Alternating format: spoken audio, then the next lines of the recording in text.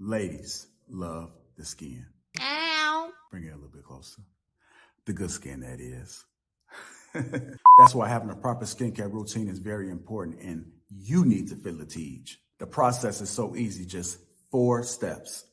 You got your daily face wash. That's going to clean your face up nice and right. You got your exfoliator scrub. That's going to open up your pores. You got your AM moisturizer with the SPM 20, which is going to protect you from the sun. You also got your PM moisturizer, which is going to make sure your skin is protected throughout the night. Teej has tons of reviews from dedicated customers across the world. I know I said a lot, but it's okay, because guess what? It comes with an instruction card to explain to you in detail what to do morning and night. And because Teej is a sponsor, they're offering my family 30% off along with a free gift. Just click that link that's in the description and feel the Teej. Maintaining your beard isn't just style, it's self-respect. A well-groomed beard boosts confidence and leaves a lasting impression. Elevate your look. Embrace the importance of beard care today.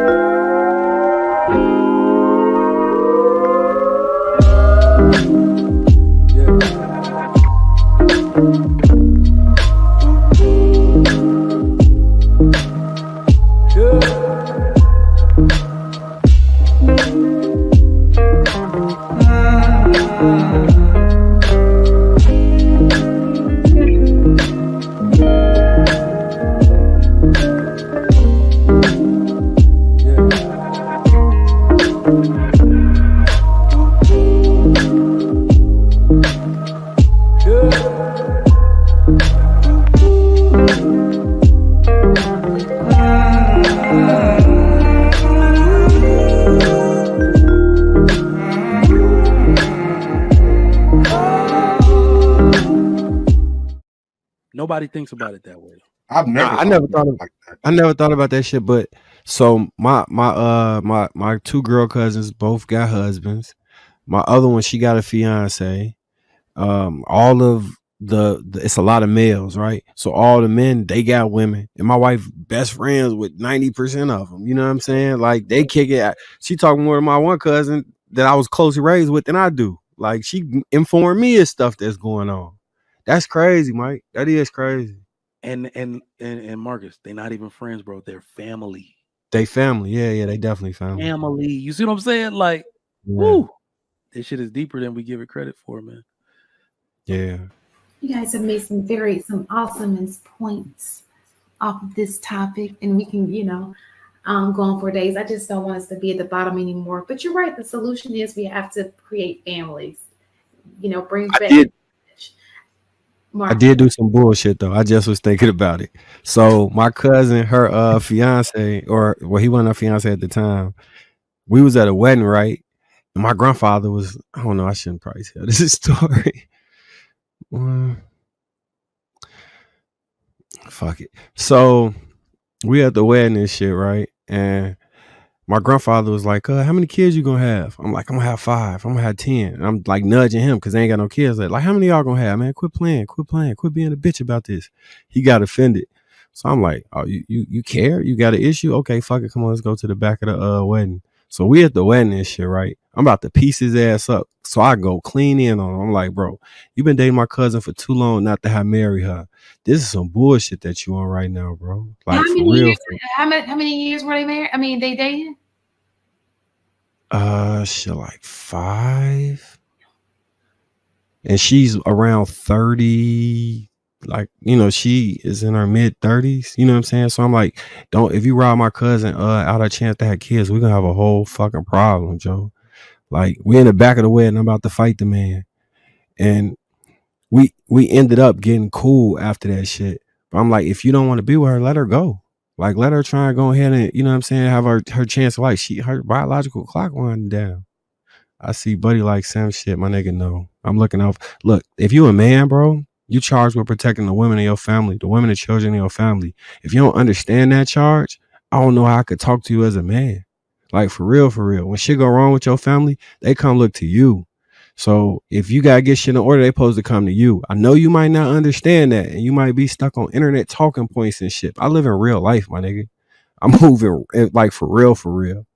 Like that goofy shit. You're a son. Get your goof ass out of here, bro. For real. You niggas be lame as fuck with that shit. I swear to God. Finally, somebody said it. Thank you. Jesus. I read it too, Marcus, and I was thinking the same shit. Goofy as hell. Oh, okay. All minds clear. Ain't Yeah. no one else is saying all minds clear.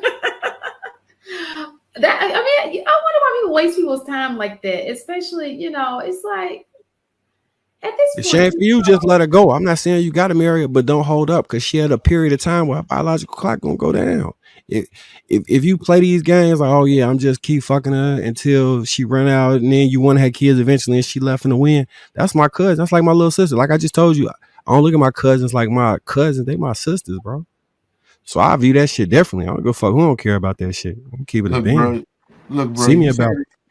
And look, bro, you said it right the first time. You don't owe that brother no other types of explanation. If he don't get it, he don't get it. He won't get it. Period. Yeah, niggas built different. I wonder, what do you think it like? What do you think people don't see that? Like when they're with somebody and they're just wasting their like. I'm trying to figure out because you can't solve the problem if people don't know that there is a problem, or you can't get in the psyche of why people do that in the first place. Because I think for me, I'll try not to waste people's time. I'll feel enough compassion for that person, especially if that person's a good person, to put myself in that person's shoes, to not want to do it, if nothing else, to hurt that person. I wouldn't want to hurt that person by doing that to that person. You know what I'm saying? Because that's something that can't be given. I can't. This is the I mean, these are time.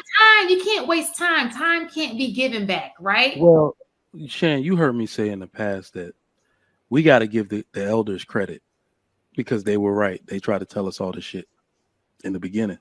Okay. They said, keep sex out of it. Right? They keep sex out of it. Do not get to know someone on a personal level, on a spiritual level, and that's the way relationships are supposed to be done. We don't keep sex out of it, right? And then you'll have situationships and lust, and that you're confusing for love. But then you love the person, but not in a way that's genuine enough to feel like you have that epiphany as a man to marry them. So you're responsible for them. Exactly. So with men, it's kind of weird because the women will be like, well, if you love me, marry me. Well, it's not that simple. I stopped asking all the important questions once we started having sex. So now I just want to keep having sex. And then I realized that you are a good woman. Then we moved in together. Then I'm getting everything I was supposed to get in the marriage, but I'm still frightened of marriage because of some of your behavior. And it literally becomes a situation where he's too, he feels too strong about you to let you go, but he's too much of a coward to marry you. And it's sex that started it. It's us in sinning that started the whole thing off to begin with. So the elders were right. You got to know someone before all of that. And you'll notice for some reason when men don't have sex with women while they're dating or courting or whatever, they marry them extremely fast. They marry them women in 6 months to a year. Probably because they're trying to get the draw. But you know what I'm saying? They ask all the right questions. They ask all the right questions. They know if they want to be there or not. Their head is clear. I'm just saying. That's true. I mean, for the most part, some men don't stick around for the 6 months to even get to know. That's the crazy thing about it. They just don't. Oh my God, I don't even know how to fix that. That's so. So that is our main concern at this point. Will we not all agree by the right show of hands? What's that? What's the question? That being the dilemma. It's just getting people to value marriage, to go ahead and go over the hump and actually get it done. Not just say it, but to actually, okay, let's do it. But there's another Do it. caveat. I'm sorry, there's another important note. A lot of men did not have an example of marriage. So they're not just going to pull marriage out of a hat like, hey, let's do this. It's very scary. I'm sure Marcus didn't say it, but somewhere in him getting cool with that guy he was talking about, they talked about something like that. Why he's not married. Yeah, hell yeah. I asked him. Hell yeah. He's either not prepared for it. He's never had an example of it. He's actually afraid. We don't use those terms as men, but you're actually afraid that you're going to fail. That's most people's problem with it.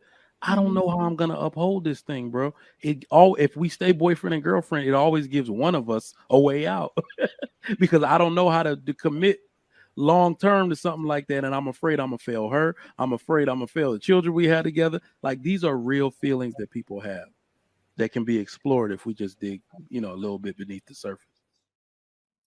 Ladies love the skin. Ow. Bring it a little bit closer. The good skin, that is. That's why having a proper skincare routine is very important, and you need to feel the teach. The process is so easy, just 4 steps. You got your daily face wash. That's going to clean your face up nice and right. You got your exfoliator scrub. That's going to open up your pores. You got your AM moisturizer with the SPM 20, which is going to protect you from the sun. You also got your PM moisturizer, which is going to make sure your skin is protected throughout the night. Teej has tons of reviews from dedicated customers across the world. I know I said a lot, but it's okay, because guess what? It comes with an instruction card to explain to you in detail what to do morning and night. And because Teej is a sponsor, they're offering my family 30% off along with a free gift. Just click that link that's in the description and feel the Teej.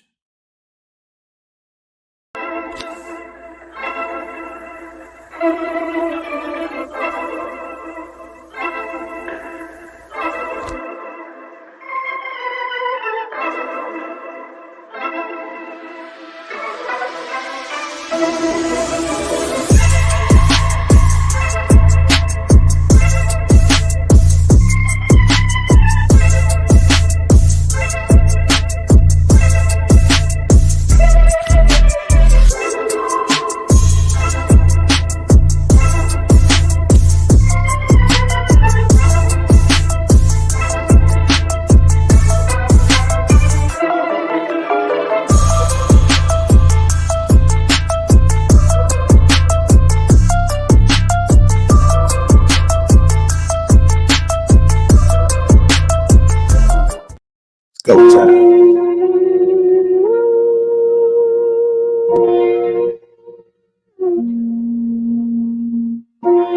Let's go time.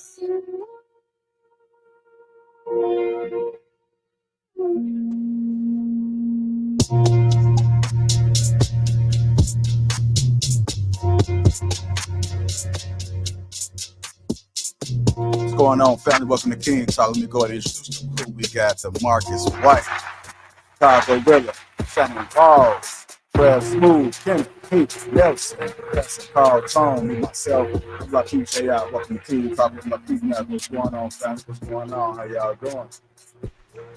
Saturn. Yeah, what's poppin'? Salute.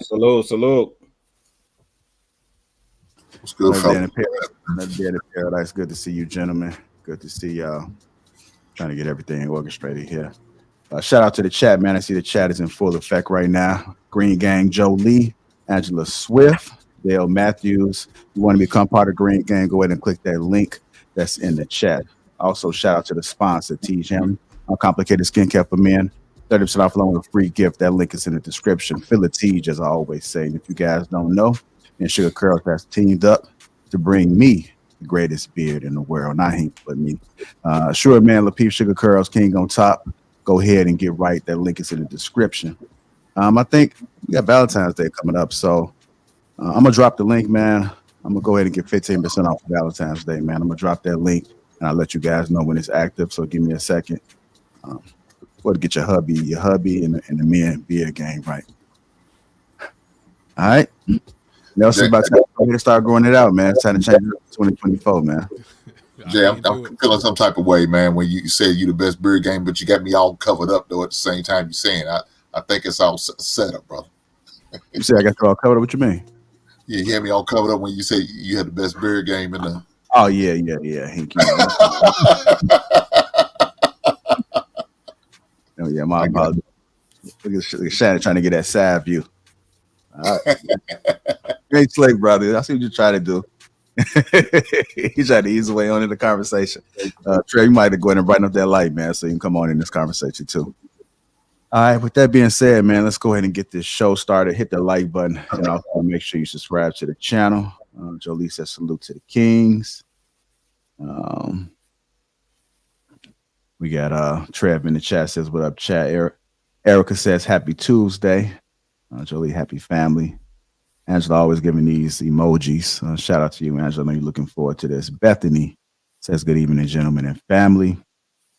I haven't seen you before. Reed Buffy, 3611, said 100, welcome. And Dale Matthews, always a supporter, saying likes up. Lord Spike Protein with the shake hand emoji. I don't think I've ever seen you before, so shout out to you. Let's hit this like button. Let's go ahead and get this show started. We got a great one. I'm looking forward to this dialogue. Our first topic of the night. True or false, men cheat out of curiosity. I'm going to go around. Is that true, gentlemen?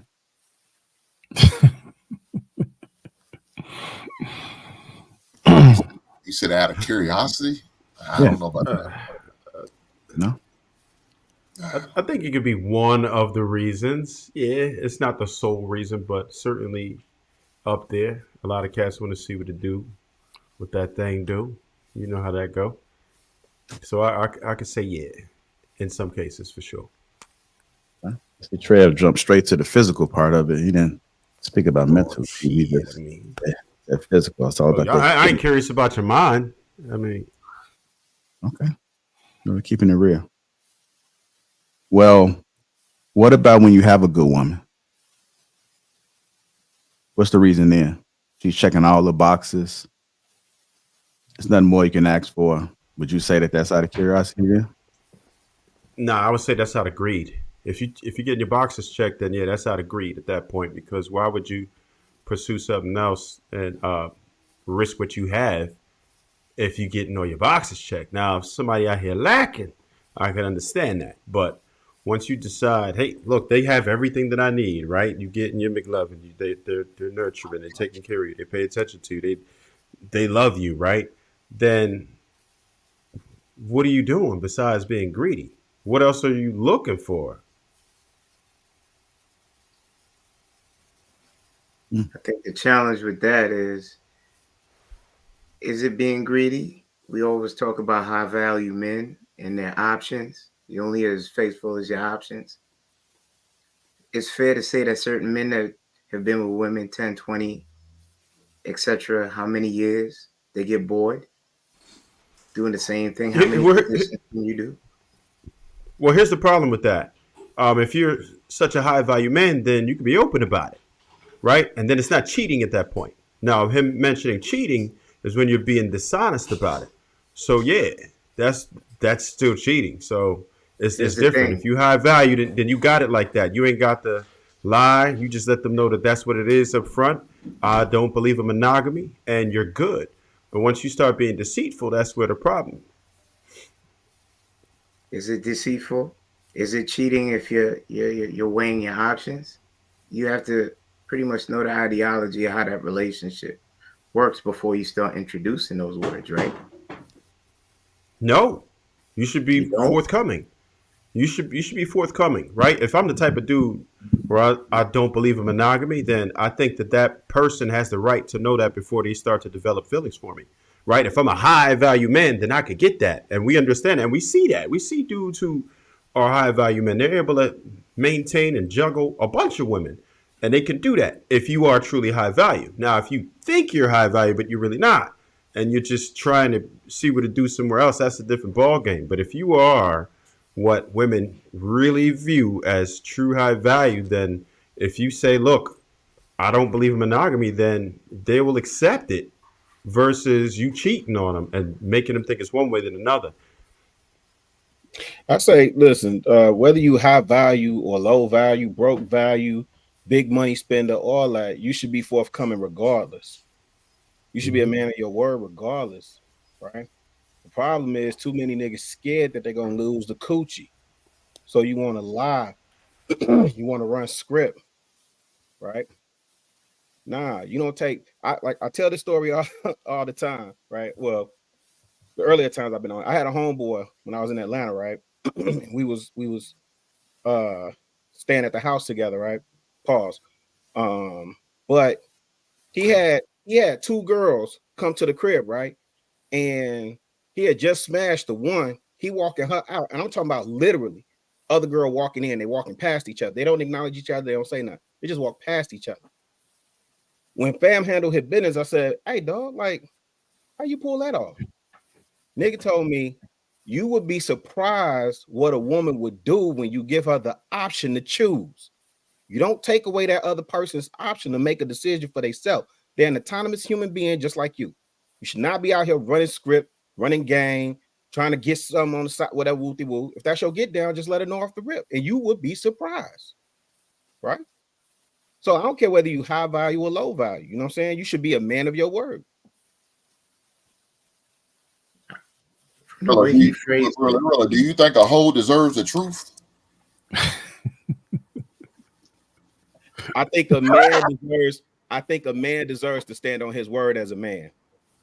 It's not about, see, for me, Hank, it's not about her. It's not about the hoe. It's me and my word.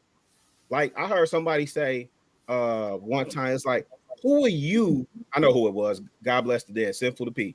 Who are you that I need to lie to you? Why am I lying to you? Why am I? What am I nervous about losing with you? What am I worried about impressing you for? Who are you?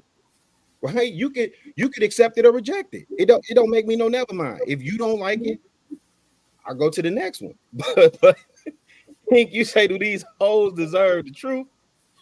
I deserve to be truthful to me. I ain't always been that way, fam. It took me damn near 49 and a half years to get that lesson. All right, we're gonna go ahead and keep this conversation going. Let me go ahead and play the clip for context, and then let's go ahead and continue it.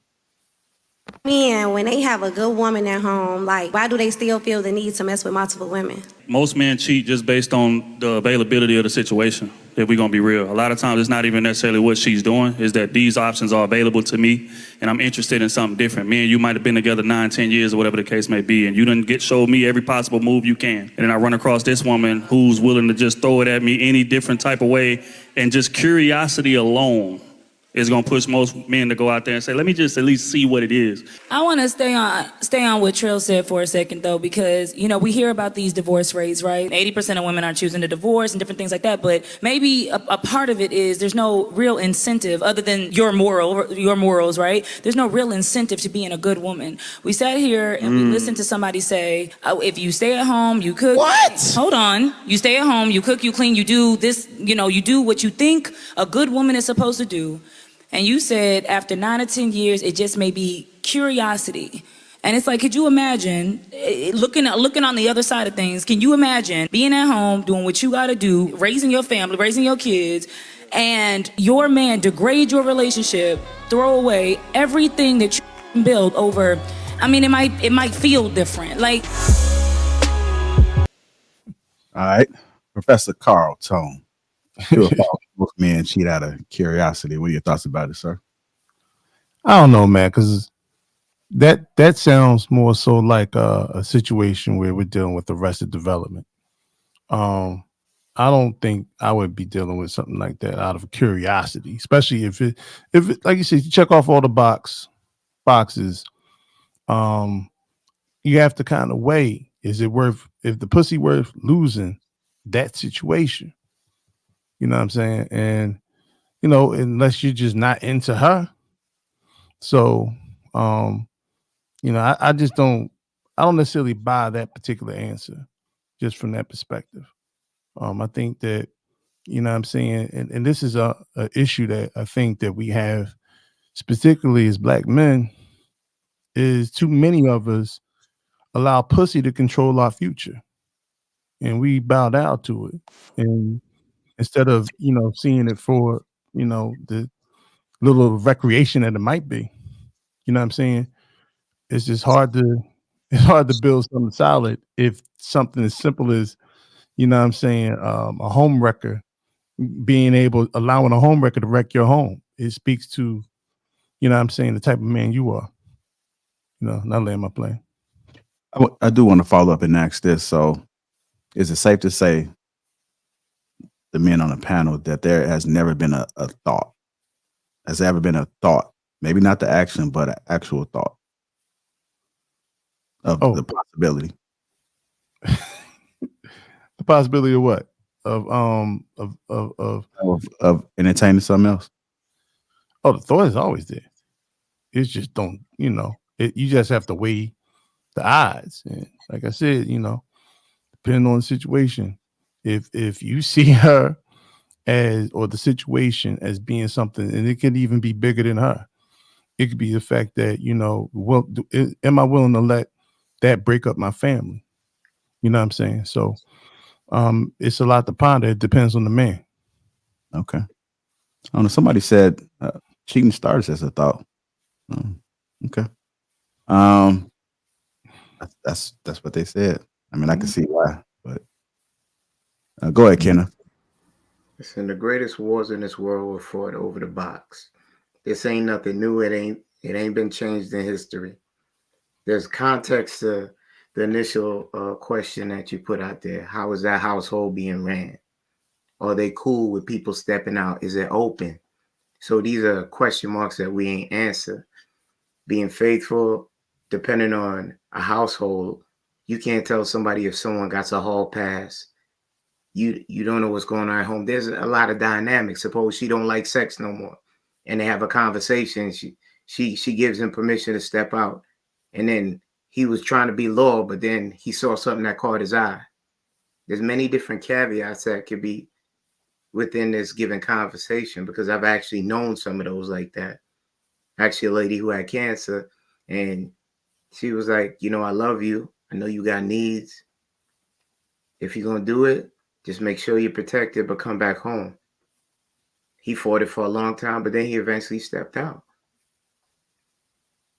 It depends how your definition of loving and, being loyal to a woman is in a given situation. That's my part. All right, go ahead, Hank. I saw you off the mic.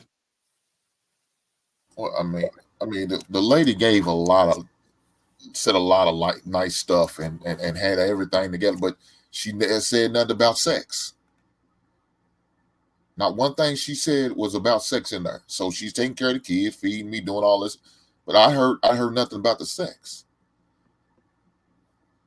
So we all know that there is a such thing as sex as marriage. Those things do exist. Unfortunately, guys are dealing with it. And we know sex sells, and that's all they do is promote sex out here everywhere. Doesn't matter where you go. Sex sells. You can't even go in the sports world. They selling sex. You got the cheerleaders wearing damn near next to nothing. You go to your daughter's volleyball tournament. The college tournaments, man, they wearing nothing. These track stars, they wearing nothing. So now you seeing this, you taking all this shit in, and now you come home to this woman in flannels all goddamn day. You try to creep up on her, sneak up and get some ass. She turn the other way. Nope. Next thing you know, I'm hearing excuses. Oh, my head hurt.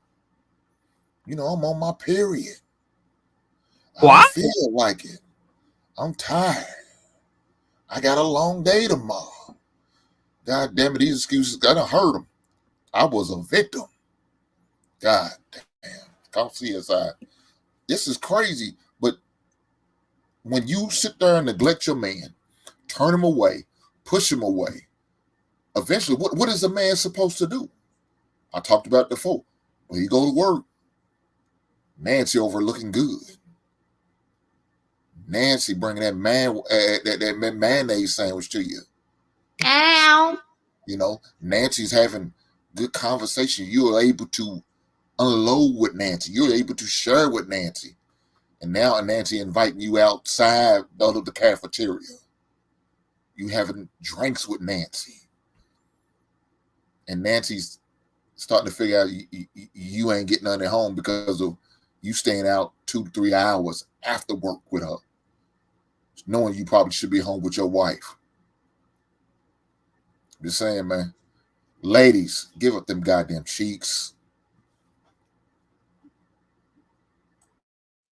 All right, go ahead, Trey Smooth.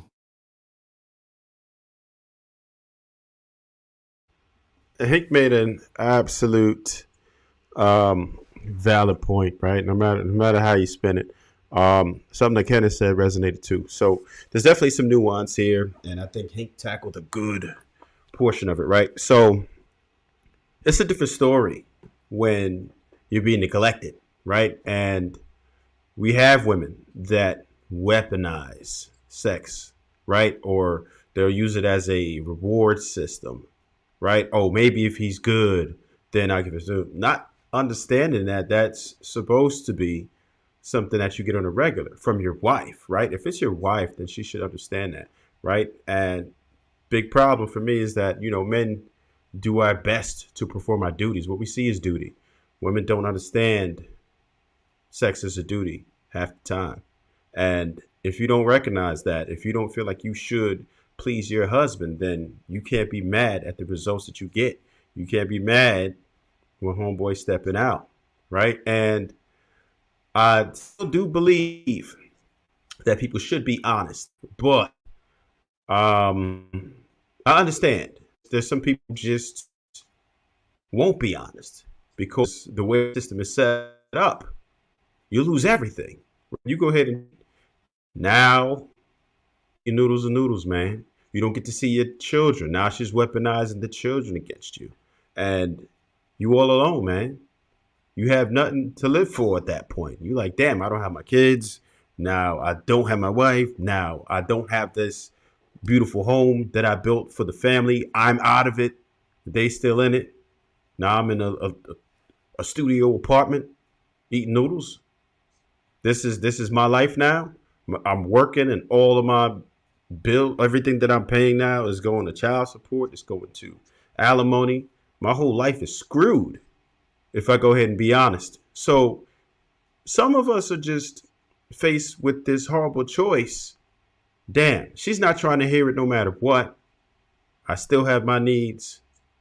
What am I supposed to do? Am I just going to ignore my biological needs, or am I going to step out and risk it all?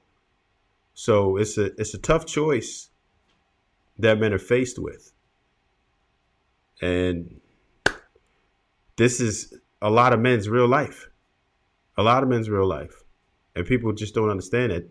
We talk about it time and time again, how women just don't really care about our perspective. They think about how they feel, or they don't feel like it, or they might be tired.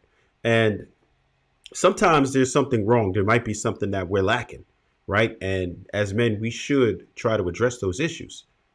But there are some circumstances where there's nothing you can do to make this woman feel the way that she did about you before. And we'll have to face that choice. All right. Go ahead, Marcus.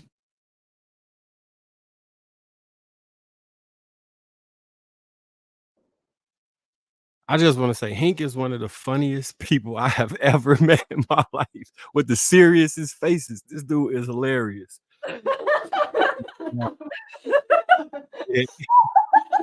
Right. So what we do, what really said about telling the truth about people to people is, I think, the key, right? Giving somebody a choice and how they live their life or how they proceed with their life, that gives them the power to walk away or stay, and it alleviates you of the guilt of having to deal with them coming back and throwing that in your face or trying to make you recover from it. I think like somebody really need to do a study on what would make a rational man that goes to work every day, dedicates his life to his family, eventually step out to change the way we look at the dynamic between men's sexuality and women's sexuality. Because it's more akin to addiction. I know Nelson, a therapist or whatever, right? But the way like addiction it works, it's kind of similar to how men operate around sex. If you really like, because it's like you have everything right there in your life perfectly, and the addiction can ruin it. And sex can do that to us, to lead to divorce and mistrust and lying and all those things. I would love to see a study done on this so we could like put this thing to bed about men just deciding, like, you know what, I don't care about my family, I'm just gonna walk out. Because I don't think that's what's happening. I think something else is going on. I just can't put my finger on it. But in the meantime, I think honesty the best policy. You give people a chance. Just give people a chance. All right. I don't know if you guys seen this. I just came across this.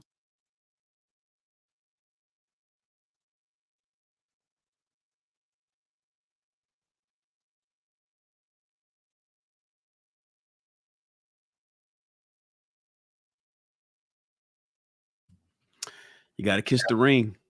Everybody, they all got to kiss the ring, man. Come on out here to LA. You'll know. Get in the right circles and you'll see the shit yourself. It's crazy. Man, that's And if that's disgusting. the case, fuck LA. I don't want to come out there. I don't see not one brother on this panel that's Scottish. You're not rocking no kilt. I don't see you with no airbag blowing. I seen the one where y'all seen Bay. Highly upset about that. I think a man should be a man at all times. You put your dignity over a dollar. You already had sold out shows. How far you want to go with it? He explained the kilt, but then he didn't explain the rest of the outfit. He didn't explain those go-go boots he had on. Shay, no most def slander, man. I know, right? What's up with the just like a what's up with them leg warmers? He got on leg warmers. Dude, Usher got on leg warmers. A Catholic schoolgirl about to get her hair braided. Nah, the salacious part, he got the knee out with the hip. Y'all ain't peeping that? He just finished, Shan, you know he just finished 100 sold out shows in Vegas and finna go on the world tour. So what you saying? Was a call? Hitting on something a little bit. It's hitting on it. You done made a boatload of money. You got two loaves of bread and salami in each hand, and you still pushing for what? You don't get paid for the Super Bowl. Your sold out shows is like, that goes without say. Those stages sold out. So what is it really? No, that goes to Shan's point. And to be honest, we don't know what he made, right? Because Usher's an artist. He's not a producer. He's not a writer. He's just a performer. So he made whatever he made for the residency. He made whatever he made, but we don't know. Was that a Live Nation situation? Yeah, we don't know. Sure. But really, Live Nation. We just know a black man with a catalog. You said what? And you do a residency of that magnitude in Vegas, right? Mm-hmm. You're not getting chump change. No, what I'm saying is a lot of times I think, and I really want to start explaining this for people. And Shan, you could check me if I'm wrong, but a lot of times we be pocket watching based on what the gross billings are. We don't know how that breaks down. Number one, we don't know what his contract was and what he got paid. Number two, did you see the lineup that he was putting on an MC Hammer performance with the amount of people that he got on that tour? So we don't know what the expenses were, what Live Nation cut is, and what he ultimately made off of it. Which is why, again, what Shannon is saying is ringing true. And what you just said, he performing in the Super Bowl is free. The joint that he just did with LV, that's more promotion, right? So that just means what Shan said, you got to kiss the ring to get to the bigger check. That the Vegas residencies, I just don't think that was it. I don't think that was I don't care how much money it is. Ain't no way you should be out there wearing that dress like that. Ain't enough money in the world, man. The man was just a sex symbol in Vegas. Yeah, well, we know what community he was a sex symbol before too. Sheesh. Hard out here for a pimp. I had to throw that in a little bit so we can refresh in the minds. But go ahead, Nelson. True or false? Most men cheat out of curiosity. You heard some of the men speaking on the panel.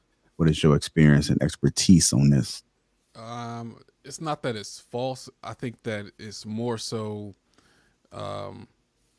a lack of self-control in terms of like what are the foundations you put inside of your life that keep you from cheating, because it can't just be your woman. It can't just be love. Like you really need to have barriers in your life that keep you from going that far. So that if that might be, it might be faith first, then loving your wife, then wanting to have integrity for your kids. Like you need to have multi levels, and then practical things like, are you making sure you stay away from situations that could even lead that way? Are you protecting your eyes with the things you watch that, you know, promote lust? Like you really need to have a lot of things set up that keep you from going down that route. And then even in spite of all of that, you still can, like, because if any one of those barriers is down, then that leads to curiosity creeping in, that leads to somebody else, you know, coming in there and providing some of the things that maybe your wife isn't, or girl ain't providing at that time. Some men are in sexless marriages, and like they just start to resent their, you know, the person that they with, and not communicate and work on like improving it. So a lot of small things can creep in and cause you to stray away. That's why when I'm counseling a lot of couples, as bad as it sounds, if a guy comes in, if they're coming in because a guy cheated, I'm not necessarily going to be like throw the relationship away, because you don't know all of the context that goes into what caused him to fall.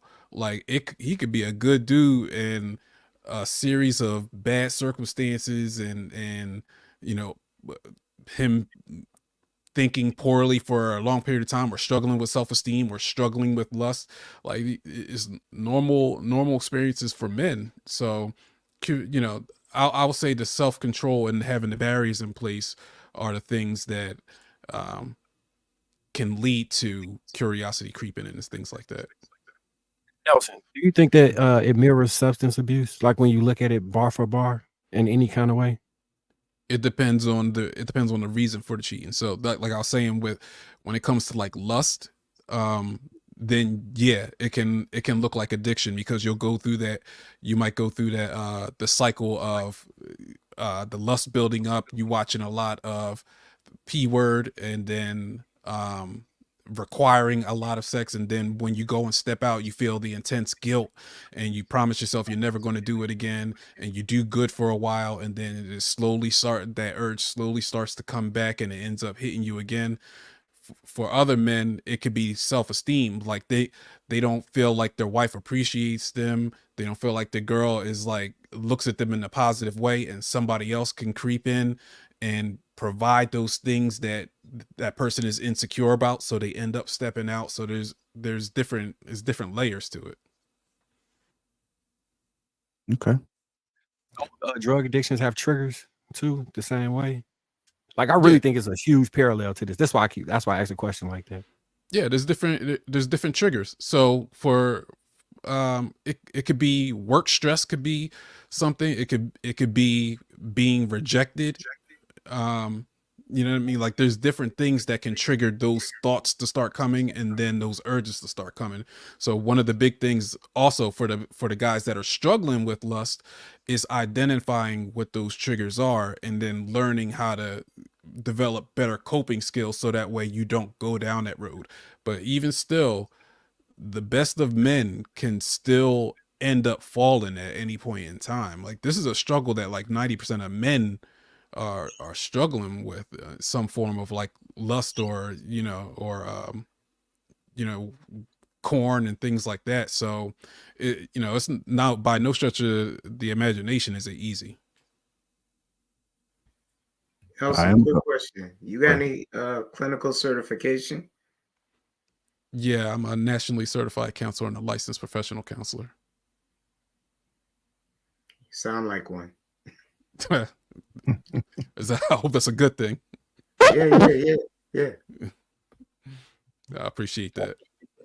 All right. I'm gonna start speaking a little bit more, Kenneth, so I can announce my certifications as well. Stay tuned.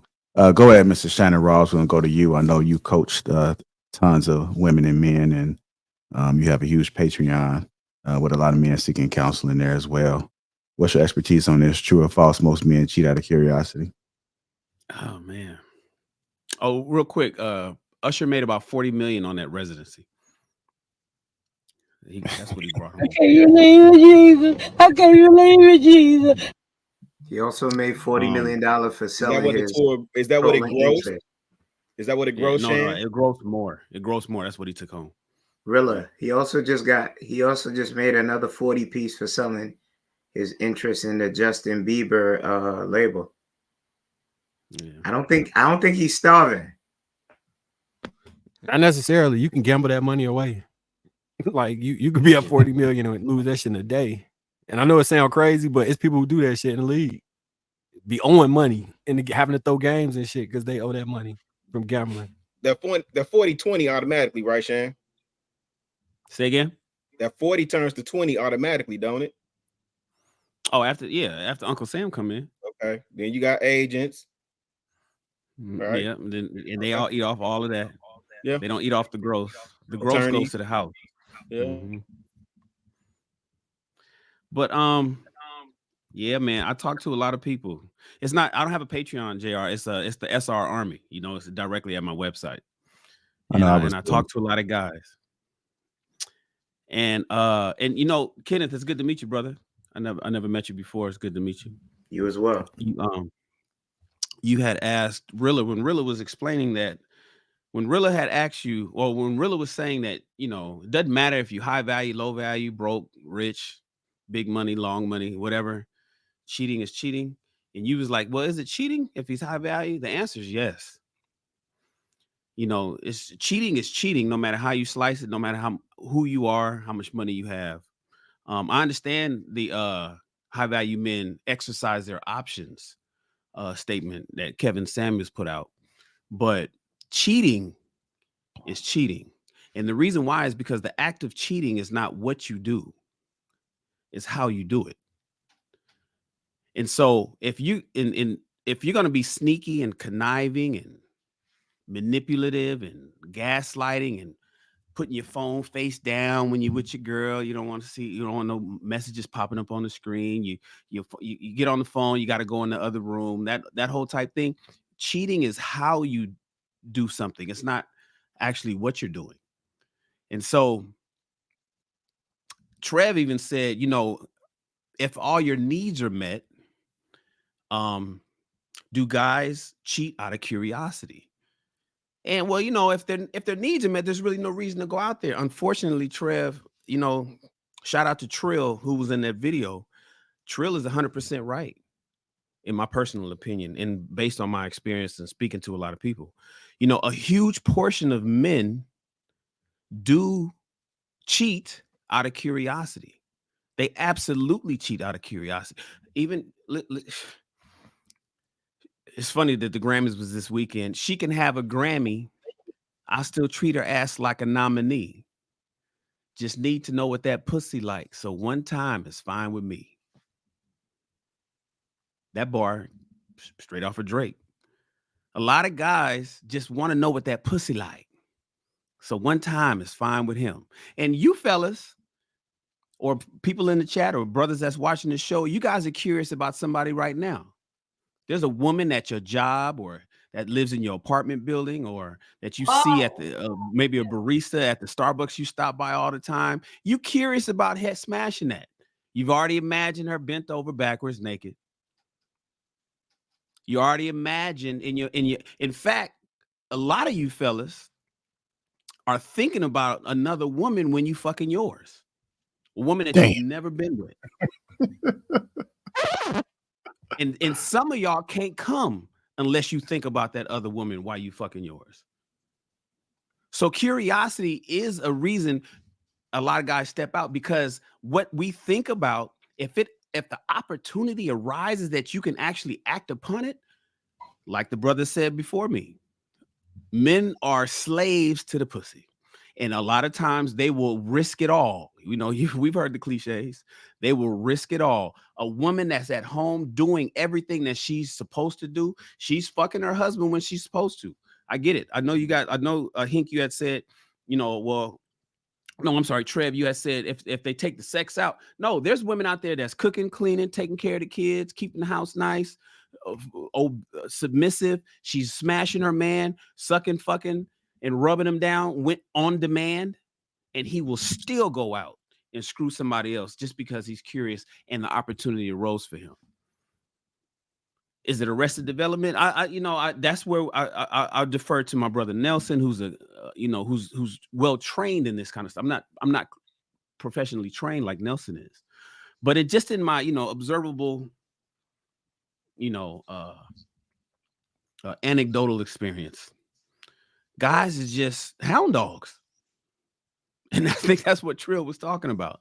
So, in my personal opinion, guys will smash the neighbor out of curiosity, especially if he thinks that he can get away with it. And that could be with a woman that's at home doing everything she's supposed to, because men are men. I'll land there.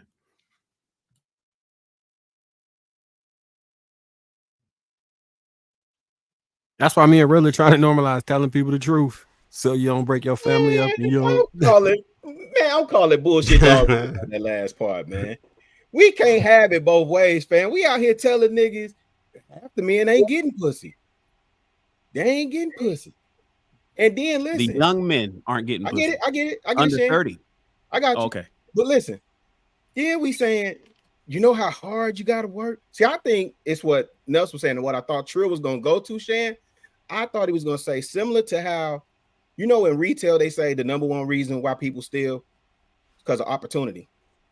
It's not because they're curious. It's opportunity. It's there. The opportunity presents itself. So that goes to what Nelson was talking about, which is you putting yourself in a position for opportunity to present itself, right? But then we sit up here and talk about how hard you got to work to get the pussy. So if you got to work so hard to get, that means you putting significant effort in to get the pussy. I don't think it's out of curiosity.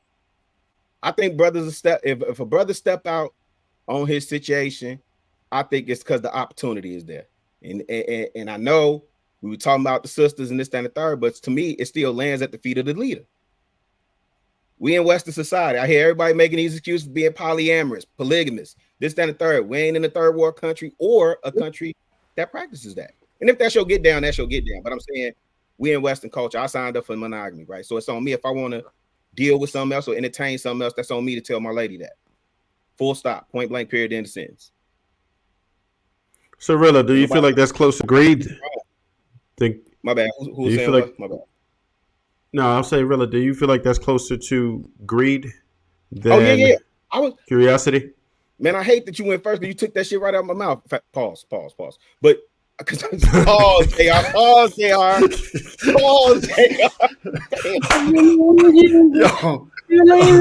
was gonna say gluttony, but you hit it spot on. That's like it all. I guess it all ties back, right? It all ties back to what everybody's been saying. But again, if Ricky was here to say it all ends with us anyway. It's all coming back to you anyway, fam. Why? So why lie about it? Why you cheating? Just be upfront and honest. Right. So I kind of wanted to address the one point, Marcus. I know you brought it up, and also you kind of elaborated on it as far as the addictive behaviors, right? So let's just say I take food away from you, right? A lot of the things that you're going to do to go ahead and get food would be like what a person that is an addict would do, right? You will probably steal for it. You will just be out of character trying to get that, no matter what it is. But does that mean that I am necessarily addicted to food? Or is it just something that I should have as a human being? Is there a point? And I'm not saying that people who are just out here reckless. I'm talking about a man who is seriously deprived from his wife. Would you consider that to be close to addiction? If this is something that him as a human being wants and somebody robs you of intimacy, do you feel like a person is addict because they don't have ways of coping? I mean, if a guy's deprived, then I mean that goes back to what I was talking about, like having those barriers put up. Like part of one of those barriers to even keep you from cheating is already having a healthy sex life with your partner. So for the men that out there are struggling to get it, like their girls or their wives are one of those things that's now pushing them to cheat, even if they don't. It might not even be their fault. Maybe they got to work a lot, maybe they're taking care of all the kids. That doesn't subtract from the fact that the man still has needs. So if that man doesn't communicate it, or what's been happening a lot is men actually do communicate it and talk about it all the time, and feel like they're always like begging for it, you get to the point where you just get tired and you're like, well, I need something, so you step out and do it. So I don't put that that doesn't go under the category of addiction. That's Okay. Regular relationship and marital problems that need to be worked out. Yeah, remember, addiction is neurological. So you got addiction, and then you have dependence, which is hand in hand with needs. But addiction, where the reason why they were finally able to classify alcoholism as addiction is because they realize it's a neurological thing. It's not necessarily something that your body actually needs, or even smoking weed is something that is in your mind. But then you got dependence, which is physical. And so what we're talking about when we talk about sex, especially how men can just somehow detach the mental side of sex from, detach his mental requirements or his emotional requirements from the physical need of sex and just busting a nut. So it wouldn't be necessarily an addiction. Men aren't typically addicted to sex. Well, no, don't get me wrong. There is some, that's one of the reasons why Halle Berry got a divorce with No, Dick, but you're saying typically, we get it. Yeah. But dependence, are men dependent on sex? Or is there a dependence there? Dr. Miles Monroe would say so. He says men need sex. Women need love, but men need sex. You have to have it. So, but addicted to it? Nah, that's a mind thing. With the implying addiction means it's going to go through a cycle. When you think about dependence, if you're deprived of something, that means you're going to go through withdrawal, meaning you're going to start doing things now that's out of character to be able to get what it is that you need. So you also got to kind of look at it that way too. Oh, all right. Let me add to that. Right. So typically would not be liars, but end up lying to get some sex. You have men who typically are frugal or end up tricking off and spending all their money to get some sex. You have men behaving completely out of character. They showed the discipline to become president of the United States, end up losing their presidency behind their sex. Fortune 500 companies, CEOs, some of the most disciplined men in the world, end up losing their families and they political positions specifically behind sex. And when y'all talk about cycling, so I think it's an age cycle that occurs.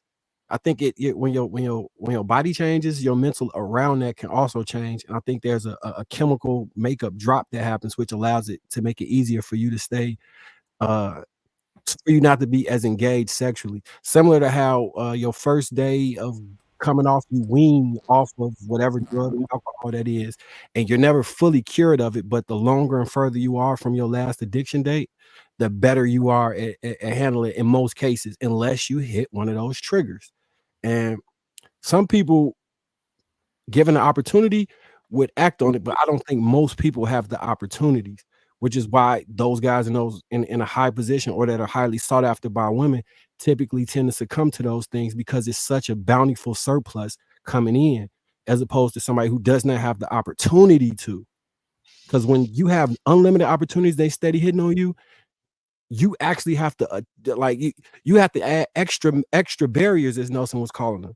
Now you can't go, like, I used to not stay for the end of the club for the let out just to keep myself out of a situation. Like it's different things you start figuring out to get up out the jam. Like, I don't know. That's why I'm comparing to that, thinking about the difference in how that works. If you take it back to pure nature, we weren't meant to be monogamous. Without introducing religion or anything like that, if you had an African brother up here that had 3 wives and he was taking care of those families, and you told him your views about being monogamous to one, that would be an issue.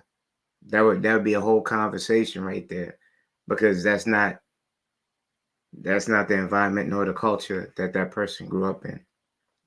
We were introduced to being from savages, from being alpha. I take what you have and make it work for me. We are animals at the beginning of the day, so we are predisposed. We're put here to reproduce. And those urges, now we have discipline, since we've supposedly evolved into cultures and under religious facts that this is the way that we're supposed to conduct ourselves. So then then you for look me, at go ahead, bro. My bad. real quick. Mhm. You give Kirk Franklin. What did he say he fought all that while before he got right with his wife? Which I still, Porn addiction. Lust. A form of sex addiction. Porn addiction. he used, in my opinion, I'll land the plane right now. He stood there and lied to all of us.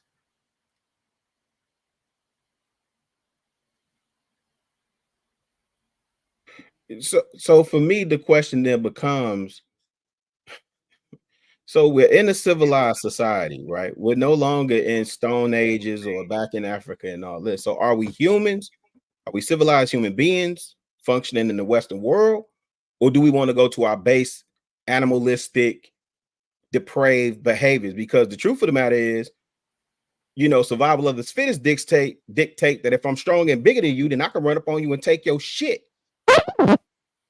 Right?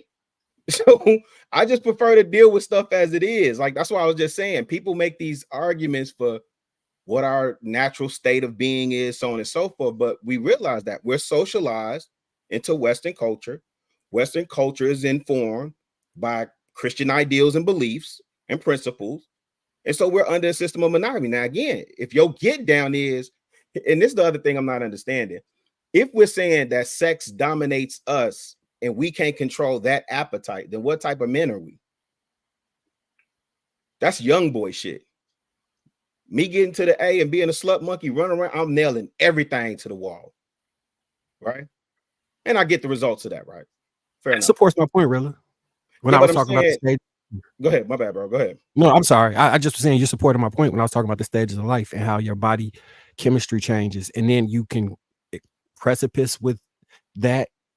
Because maybe addiction is too strong of a word, but whatever that nature dictates, you precipice in it, and then there's an age where you wean off of it. So I was paralleling that to those things, and different triggers can. Now it's a loosely based theory, right? I didn't study. That's why I said I wish somebody who specializes in this the study, so we can really look into Yeah, it, but Wizzle, because I that might be always, able to save some people's families, because it might be some tools that you can give people that currently don't have them now, just struggling with this on their own.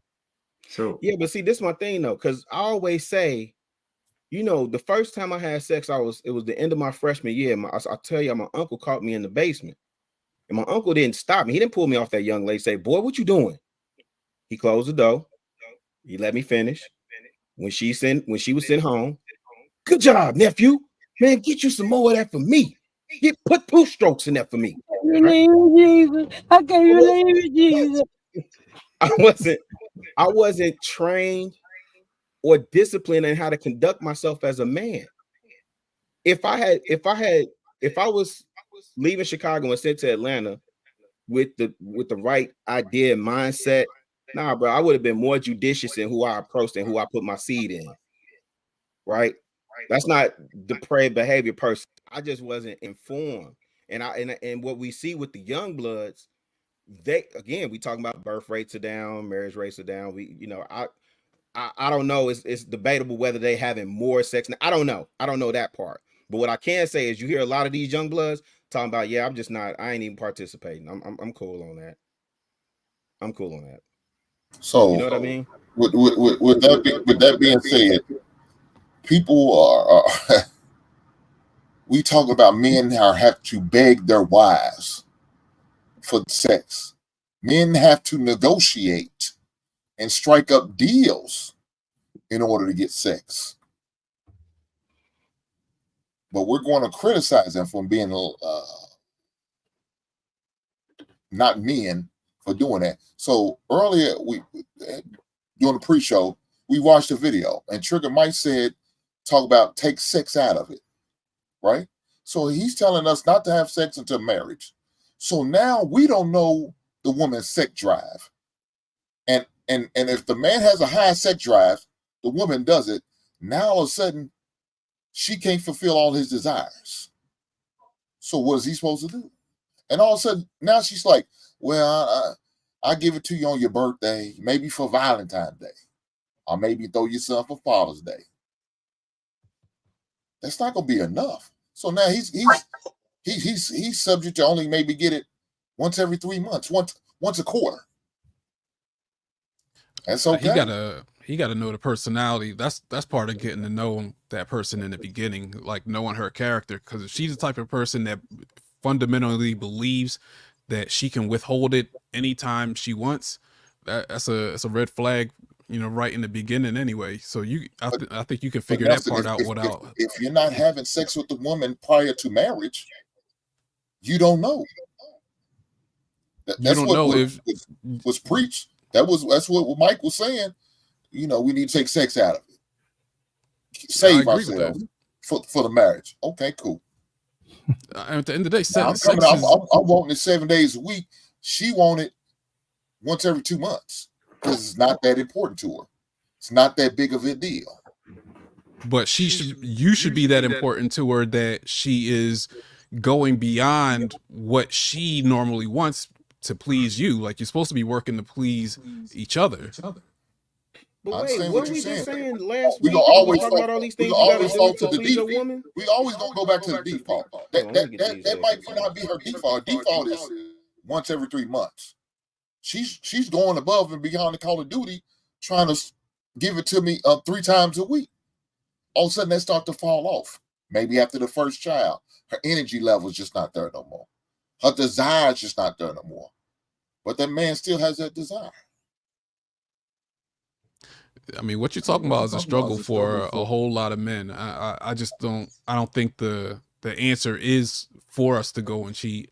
And real, I think we did talk about this the other week, and I'm not referring to this in a way that it's like one thing that I hate hearing when couples come in is somebody that tries to make a compromise. Like, okay, well, let me do this, and this for her during the week, make it easy for her so that we can have sex. Then you don't want to go to work as a man and come home and feel like you got to go back to work again just so that way you can have sex with your wife. I'm talking about women need to take accountability and responsibility for actively working to please the person that you're with. I'm not saying that it's easy, but you can't just say I got a stomach ache and that be the end of it. You got to think of something. Like, it's got to be more than that. It can't just be like that. Nelson, I'll do it when I want to to the do red it. pill. I'm gonna get you. You sound a real red pill right now, Nelson. Get you over here to the dark side. That's not a red pill concept. No, that's not a red pill concept. So pretty much the gist of what I'm getting from you, the end game is men supposed to suffer in silence, take a lot of cold showers, and just pray. Okay. No, it's he wise, said please your husband. So, Nelson, let me ask you a question. When you was in counseling with most of these couples, what did you notice? Was there any trends in the people who were not having sex regularly that you could like give man a bullet point list for some of the things that you noticed like consistently were reasons in which the people were having sex? I mean, I think it's mostly the basic reasons that we always hear is that she's tired. She works just as much as he does. Taking care of the kids, feeling sick that day. Like it is a lot of excuses. So I think that's one thing that I don't want to say men suffer, but I do need to say like it is a lot of communication, which is not always going to help. And unfortunately, by the time you feel like you're done communicating, you just step out. Unfortunately, for a lot of women, that's when it finally clicks to them that it was a problem. And by that time, they're thinking about if they want to stay or leave now, instead of looking inward and saying, Like, you know, I can not, it's not my fault, but I contributed to it. I got a question for you, good brother. Because I do a lot of group therapy, especially with brothers. And one of the things that we talk about basically is men finding their value, knowing their worth and their purpose outside of utility, right? Do you find that in the relationships you counsel that the men were the ones who had to hunt down the women in many of those cases? Like the man was the one that was pursuing and in pursuit of the woman in those relationships? And are you talking about in terms of even just getting into the relationship, like finding a partner, like they were the pursuer? Yes. Like she didn't want him that much, right?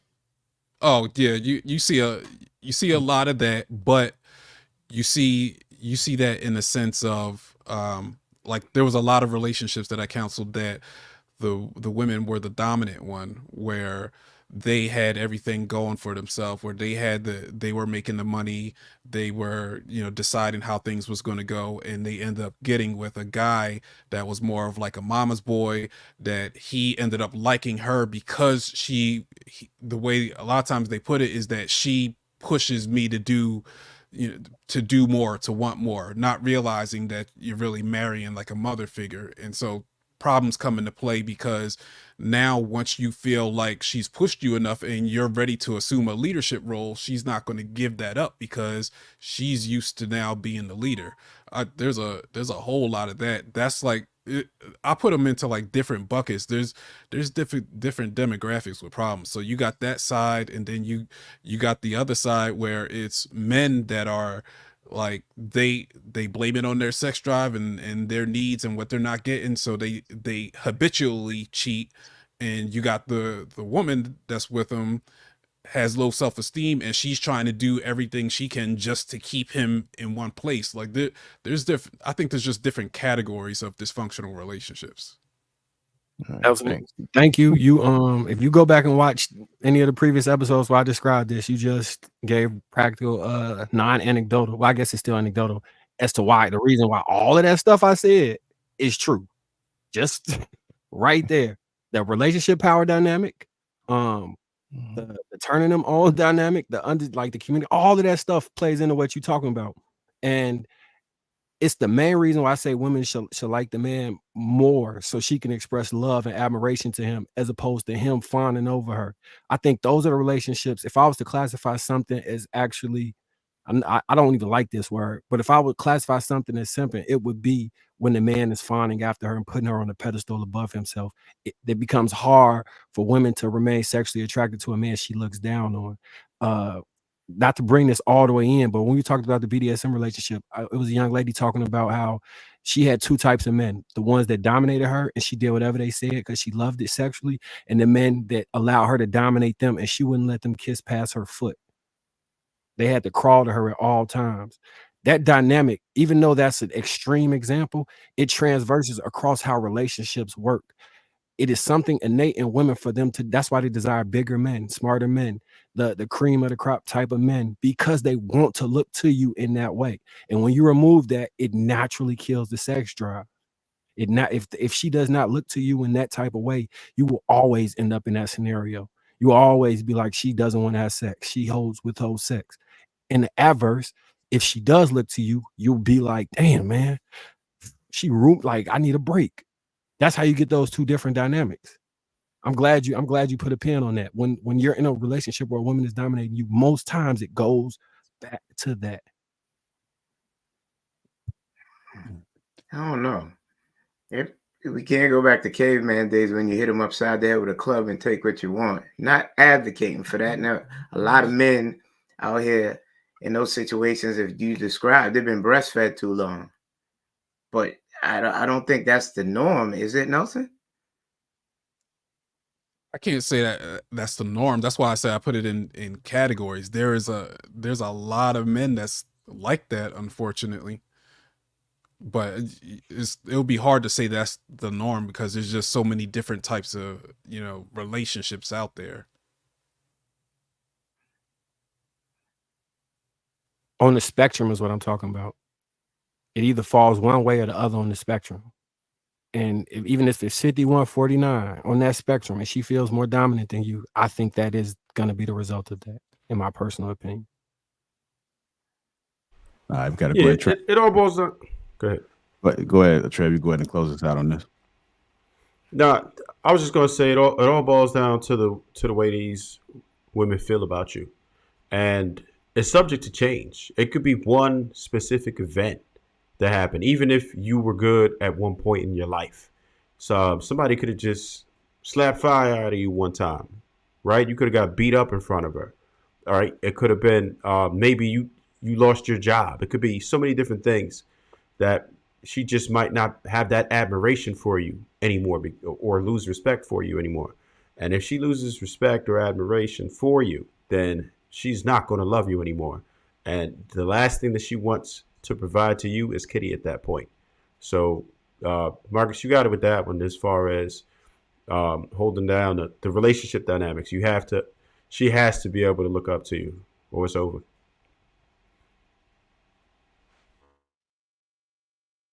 I appreciate that, Trev. You guys just tuning in. Welcome to King Talks. Make sure we hit that like button and also make sure you subscribe to the channel. I just got to dropping that link. I just got to drop in the link for this shirt, man. And if you put in love, capital LOVE 15, go ahead and get 15% off right now. It's a Valentine's Day special, so go ahead and get the 15% off right now. Get your husband, get your son, father, grandpa, who's ever rocking that beard and they need some help. A little bit of tender love and care can surely go a long way. So go ahead and click that link, get that 15% off. Yeah, one super chat came through. This is from Sheed Black 499. Says Usher will make $1K a day plus travel expenses for the Super Bowl. It's on a union scale. Andre 3000 has wore a kilt before. Hit that like button, family. Also, make sure you subscribe to the channel. Rilla said, go ahead and get them likes up, man. He said the likes are down. The likes are down. 50 more likes, man. Let's see if we can go ahead and get 50 more likes. Appreciate that. And also share the stream, man. Better go ahead and get into this main topic, which is the only thing that's given without earning is grace. It's delusional to say, I won't settle for less. Go ahead and read that again. The only thing that's given without earning is grace. It's delusional to say, I won't settle for less. I do have a clip that I'm going to go ahead and play for you guys. It is. Because you want something doesn't mean you deserve it. Many people will say, I won't settle for less than I deserve. When the truth is, you don't necessarily deserve it. You just desire it. What you deserve is what you've earned. If you've intentionally worked on high-level communication by developing your linguistics, your clarity of speech, then you can have a higher expectation of reciprocity in that area. If you've labored relentlessly to become financially stable and you're not so apt to just allow someone to come in who has a reckless spending behavioral pattern, you feel like you've earned the right to be with someone that will value the financial security you've created. I deserve a man that makes $7 million a year. No, you desire a man that makes $7 million a year, but you've done nothing to earn it outside of your aesthetic presentations. I deserve a woman that will take care of all of my kids. No, you desire a woman that'll take care of all 16 of your kids. I'm not telling anyone to settle for less than they deserve if they've earned it. If you've gone to school for 12 years to be a medical doctor, and when you get to the table of discussion concerning your pay, the negotiations are going to be in your favor because you have a valid reason as to why you want what you want. But it's delusional to say that I won't settle for less when you've done absolutely nothing to validate your position of expectation. I deserve a man that's 6'5", 220 pounds of pure muscle. Why? I deserve a woman with a big old booty and some big old breasts and she can cook. Pfft, you don't deserve nothing. That's just your list of lust. Shoes and food. All right, let's go ahead and hop into it. The only thing that's given without earning is grace. It's delusional to say, I won't settle for less. I'm going to go ahead and start with you, Kenneth. What are your thoughts about that, sir? I'm in 100% agreement of what that man was speaking about. And you see it day to day out here. You have women that really buy into the folklore that they deserve something because they got big old chests and big old hips. Their face look pretty and demand Birkin bags. They don't know how to spin a pot, turn a dumpling. They don't know how to conduct themselves properly with just the average man. Hello is a dirty word. You know, the gambit of stuff that you have to deal with women with today, and to watch it is like appalling. What do you really deserve? Your value is between 18 and 35 if you really want to be rough about it. And the average Joe doesn't get a chance with you. But then you commune in circles, I would say covens of women, and say, why I can't get the man that I desire, the man that I want, the man that can keep me in Gucci and gold. It's just like, it's like appalling to even have a common conversation with a lady today without, you know, her wanting to know your FICO score, her wanting to know your credit rating, rather than find out about the man inside, see if he's a good person or anything like that. I'm in 100% agreement, because he said everything that I think from day to day when you approach certain women out here, and it becomes disgusting. And then you can understand why certain men run game on women, get what they need to get, and just keep it moving. So, do you think men do the same thing as well? I think men, being that we never did it, we date down, we know. And if there are men doing it, the sample size is small, because we don't have time for that. We see something that catches our eyes, piques our interest before that 7 seconds, and we get past hello and highs. You're trying to find out either or, is this someone I'm going to bet, or someone that I wish to look further into?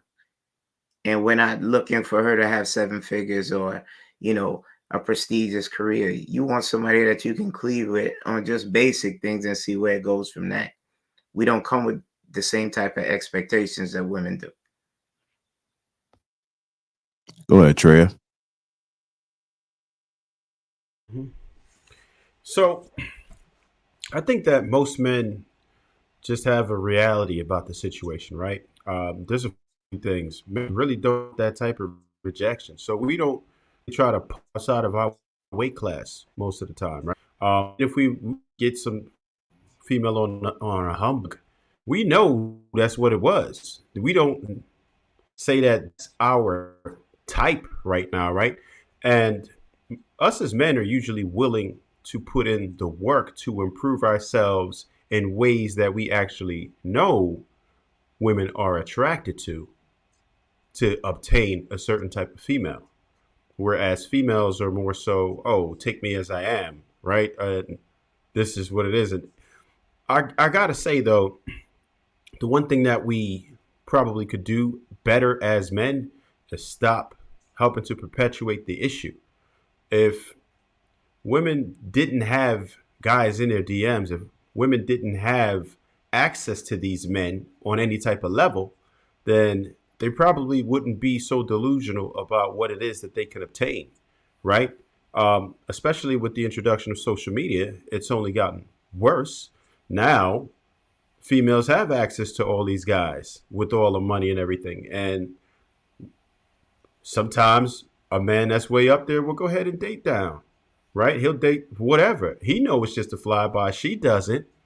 She thinks the dude is just a jerk and just rejected her, but she could find another one because now she has access to those types of men. If she had access to a 10 at some point and the dude's game looked the same, what is she going to think? She's going to think that 10s like her. So when she see the average person, everyday guy, like any one of us, she's like, nah.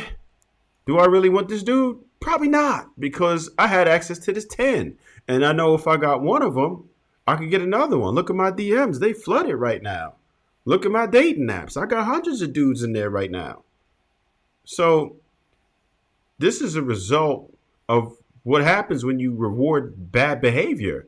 When you have females who are not willing to step up to the plate and improve themselves and do things that men are actually attracted to, and then we date them anyway, why would they change anything?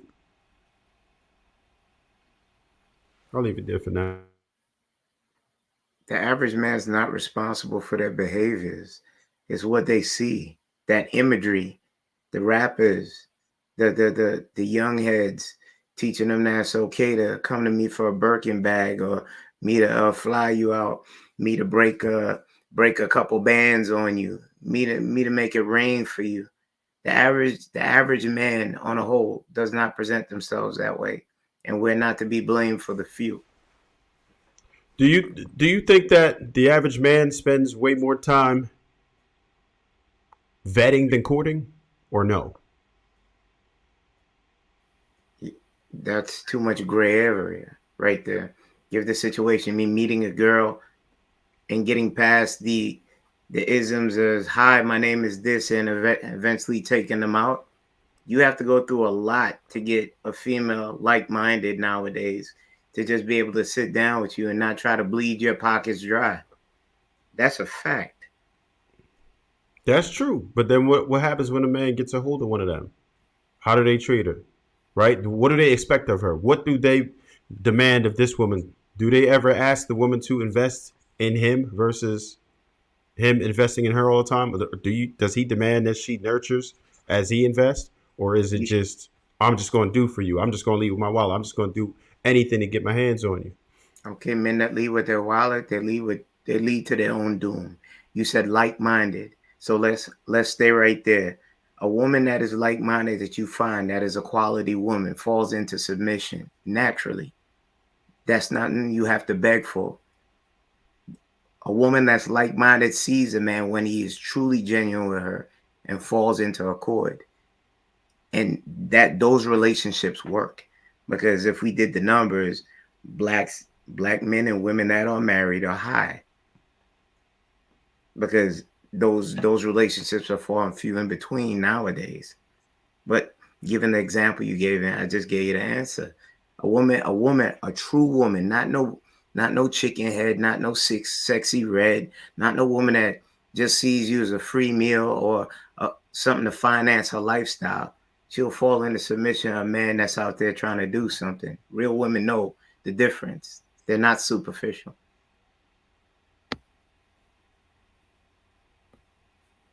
Shan, I think it's would you say, because I think and this is just slight pushback, KP. I think we abuse that word submission too much.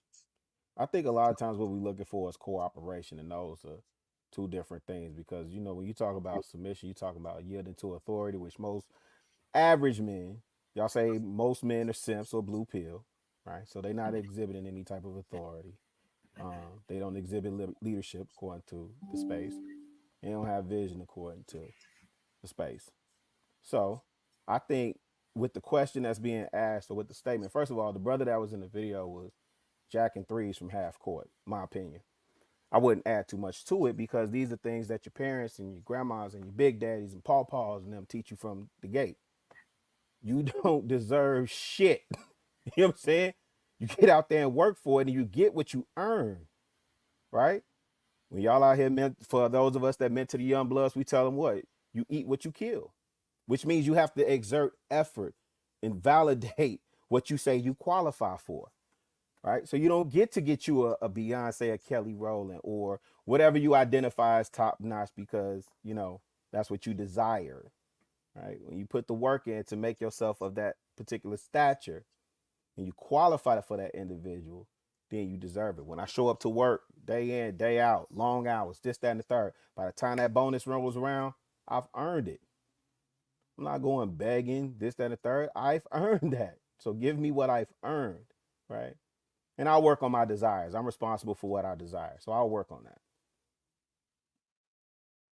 All right. Go ahead, Brother Hank. So it says the only thing he's giving is grace. Giving without earning is grace. Okay.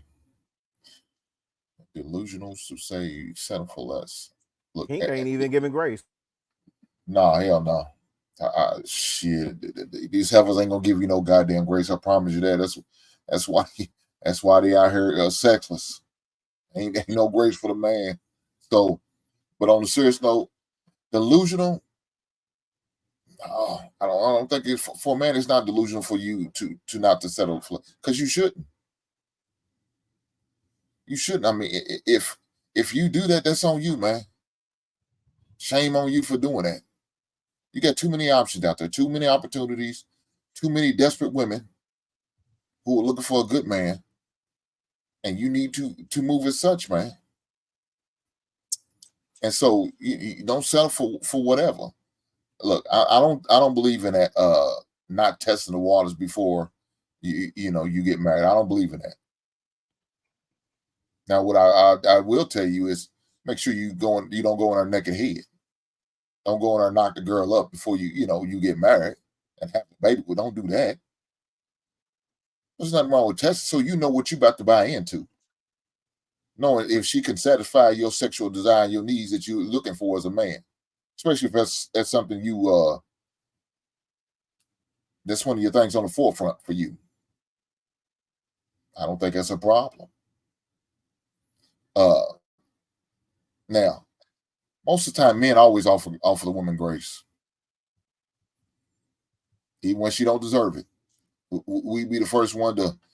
We will sit there and apologize for shit we know we're not even wrong for. Why? Just because we're tired of arguing. We're tired of fussing and fighting, going back and forth. We're trying to move on. We're trying to get up to the makeup sex. Because we're just trying to make everything right in the house. We extend that grace. Now, a man, you do one thing wrong, she's going to hold that over every conversation. We have an argument this year, 5 years from now, she'll bring up that argument. She'll remember word for word, detail for detail, and throw it in your goddamn face like it would just happen yesterday. Man, where was the grace at? Well, I thought we moved past this. Why are you throwing this all up on me like that? So, fellas, don't ever feel like you have to settle for less from a woman. No, you don't. Hey, could I ask you a question real quick? Because you mentioned it twice tonight. Yes, sir. That you don't. All right, cool. You don't believe in waiting till you're married. But let's just say she still has a card. Would you take that at that point? You said what? If she was a virgin, would you take that bet? Would you wait until marriage if she was a virgin and that was what she believed, but she checked all the boxes? If that's her religious belief, yes, I would. Okay. I can respect that. I can respect that. But now I'm able to train her and bring that freak out of her. Nah, because I understand your point, but I think a lot of men will take that bet. Yeah, for sure. Under that one circumstance, because I don't want. What I don't want to do is, really already brought the freak out of her, and all of a sudden now she's saved and saying, sanctified. Oh, she's a good girl. She closed up. No. She ain't doing that shit. No, I say you can't talk about it. You got to talk about it at least. You got to see. All of a sudden you closing the shop. Oh man, open them legs, give them goddamn cheeks. Don't stop being a damn Jada Fire for me. I want all that I want all that turkey ass. Stop, man. Oh man, no, I got you. No, Rick, I only asked that because I think most men will place that bet if she still got her V card for real. Because I don't want to discourage women and think that they have to. If you are that, then listen. I truly believe that most men will take that bet if you still got your V card. Now, if you already gave it to somebody else, you can't expect that grace. Hank ain't gonna have no grace for you at that point. I'm sorry. Yeah, shit. For what? He finna take your ass up through there. All right, go ahead. Sprinkles and natural honey. Go ahead, Professor Carl. So, I mean, I don't have too much anything different to say than what's already been said, but I think one thing is things changed when relationships became transactional. And once they became transactional, then all of a sudden, transactions come with commodities. And so when you put yourself out there and you say, I'm worth, and I can only speak as a man to a woman, as a woman saying to, that she's worth a man is making at least $100,000 a year, or, you know, he has to be able to do A, B, and C for me. He has to retire me. Now we're talking, you know, this is going back to Richard Gere and Pretty Woman. You know, we're talking prostitution, to be honest with you. And how much grace do you have for a prostitute? So I think that the realistic thing, because as brothers, we're finally, like, this is the last 4 or 5 years, we sort of really started to reassess our worth in terms of what value we actually have. And so now it's changed the dynamic, because prior to, it was, our value was always in the utility, always into what we brought to everybody else, what we would do to make somebody else happy, or what we would do to make somebody else comfortable. But in this particular, you know, day and time, now it's more so about, okay, I'm doing the work internally. I'm working on, you know, self-esteem, so I don't have to be out here full of ego. My esteem maintains me. I'm out here. Okay, the hell just happened there? I'm out here working on building myself up so that I can be the man to provide and do all those other things. And I'm doing well for myself in this particular situation. I'm not just going to deal with somebody who doesn't have or meet certain standards that I have now, because now it's not about those intangibles that we can't measure.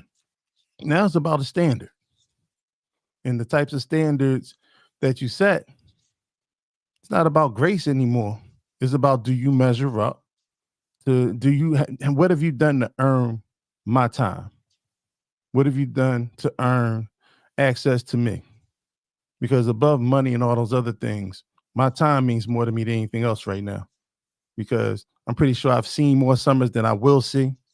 And I need to make sure the rest of these summers are going to be spent in a productive manner.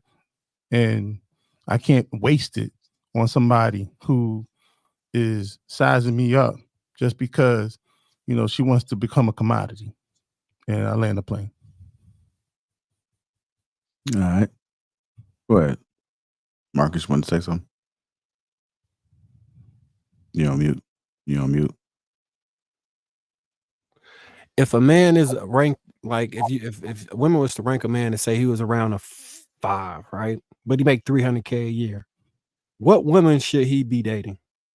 Like, numbers wise, what do y'all think would be a reasonable expectation? Like, one by one. Shane, you said 9 or 8? Yeah. Yeah. What's the figure, Marcus? What's his circumstances? He's rated physically a 5 by women universally, never above a 5, but he make $300K a year. What ranking or quality of woman do you think that man should get? Ooh, shit, whatever he wants. See, at that point, it ain't all about the bread though. He gonna have a lot of problems, man. It ain't all about the bread. The bread's important, but if he don't have a character, he don't have that pizzazz, man, he gonna get cheated on. She's gonna desire that dude. Like, come on, don't tell me a lot of y'all cats ain't smash dudes, girls like that. That he gonna listen, man. That ain't it.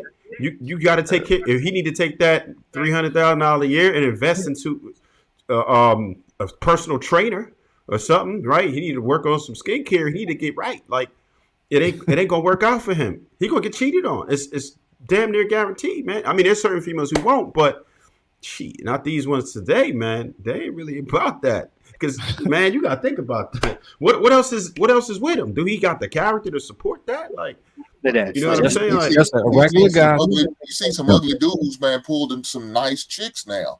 I'm not saying he can't get them. I'm not saying he can't get them. But what I'm trying to say is, don't tell me you ain't smashed your mighty girl like that before. Yeah, but that's what I'm saying. She gonna cheat on him. No, Trev. Black men don't cheat. That's just you. The money. Look, I wasn't cheating when I was doing none of that. Trev, why you gotta I wasn't committed to nobody. That was you. Trev, you gotta complicate the question. You gotta add all these extra context. just Because you asked know him, what? These women out here adding extra context. These women don't ask for money alone. They say, no, you need to have 6 figures, and you need to be 6 feet, and you need to have this. And like that's what I'm saying. No, that's what the women But looking the for. We're question not talking was about what we about want or look. what we think we should get. Yeah, but we talking about what we should get. We don't want to sound just as delusional as these women that we talking about. We got to understand what these women are looking for. They don't want just the one thing. They want everything. We all know these women want everything. If you ain't got the swag, you ain't in shape, you hit. It's not going to work for you. It's going to be dudes out here getting more with no bread.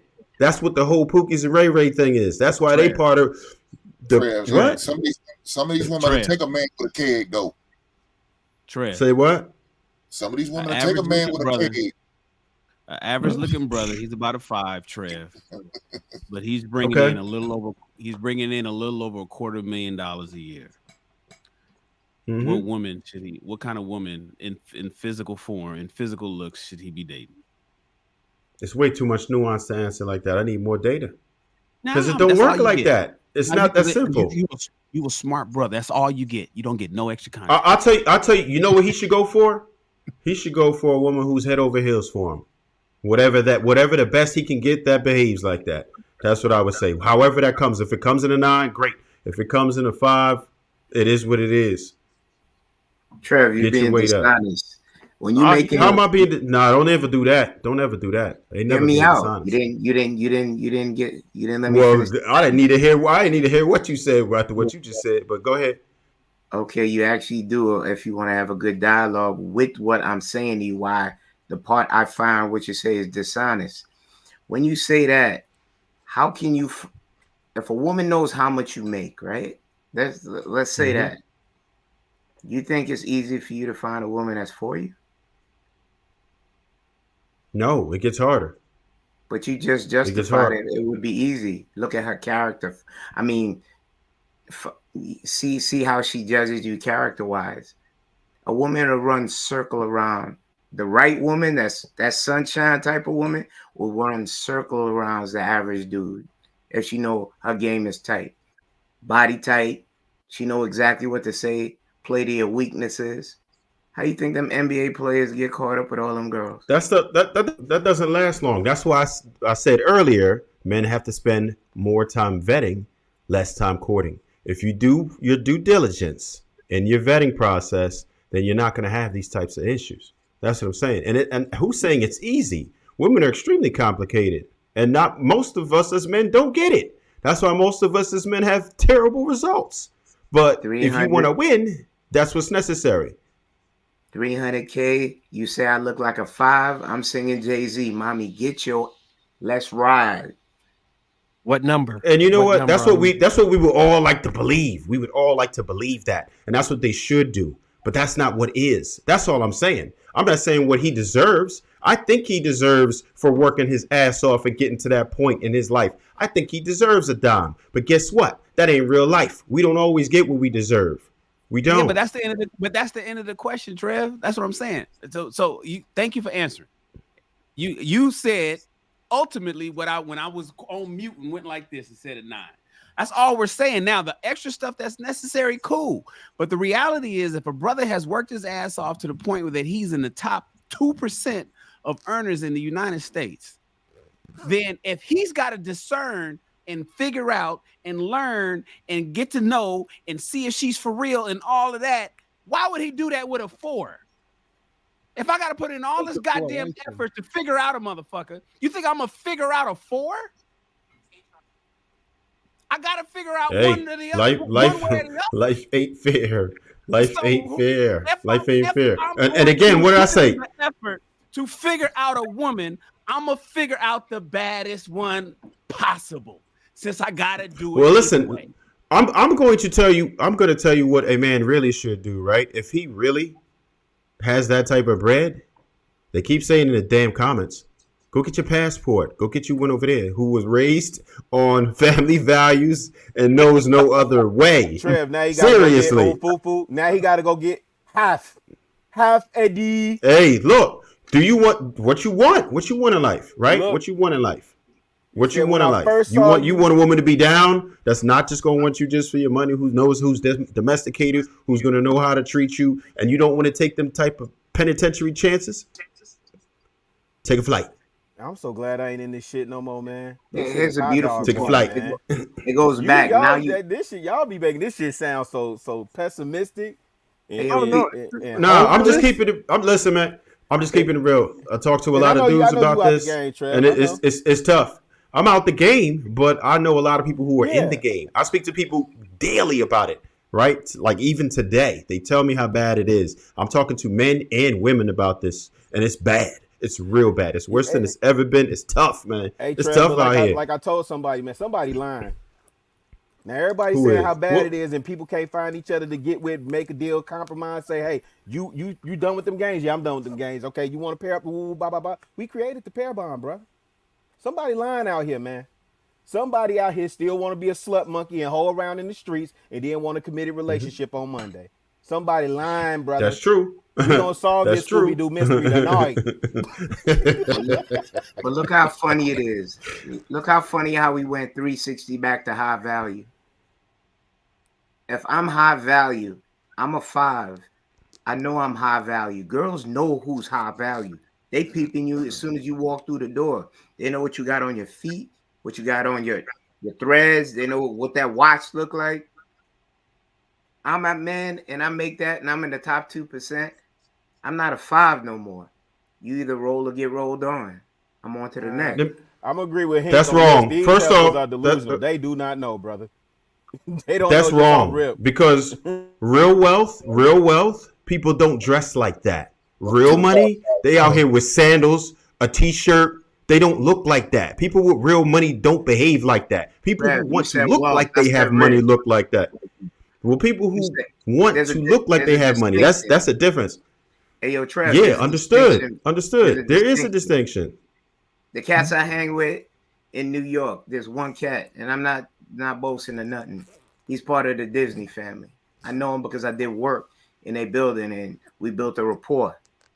I know about the dress down. If I'm making $300,000 a year and I walk in a spot, you can't tell me I'm still in the game. I know females that tell me straight up, they'll be like, yo, he got on that. I go verify. And I'm like, whoa, they really spotting you out like that. For you to say that's far from Now, the but truth. KP, you saying that they recognize high value. I'm saying no, they don't. Yeah, that's You not just went off of high how value. you That's money. present.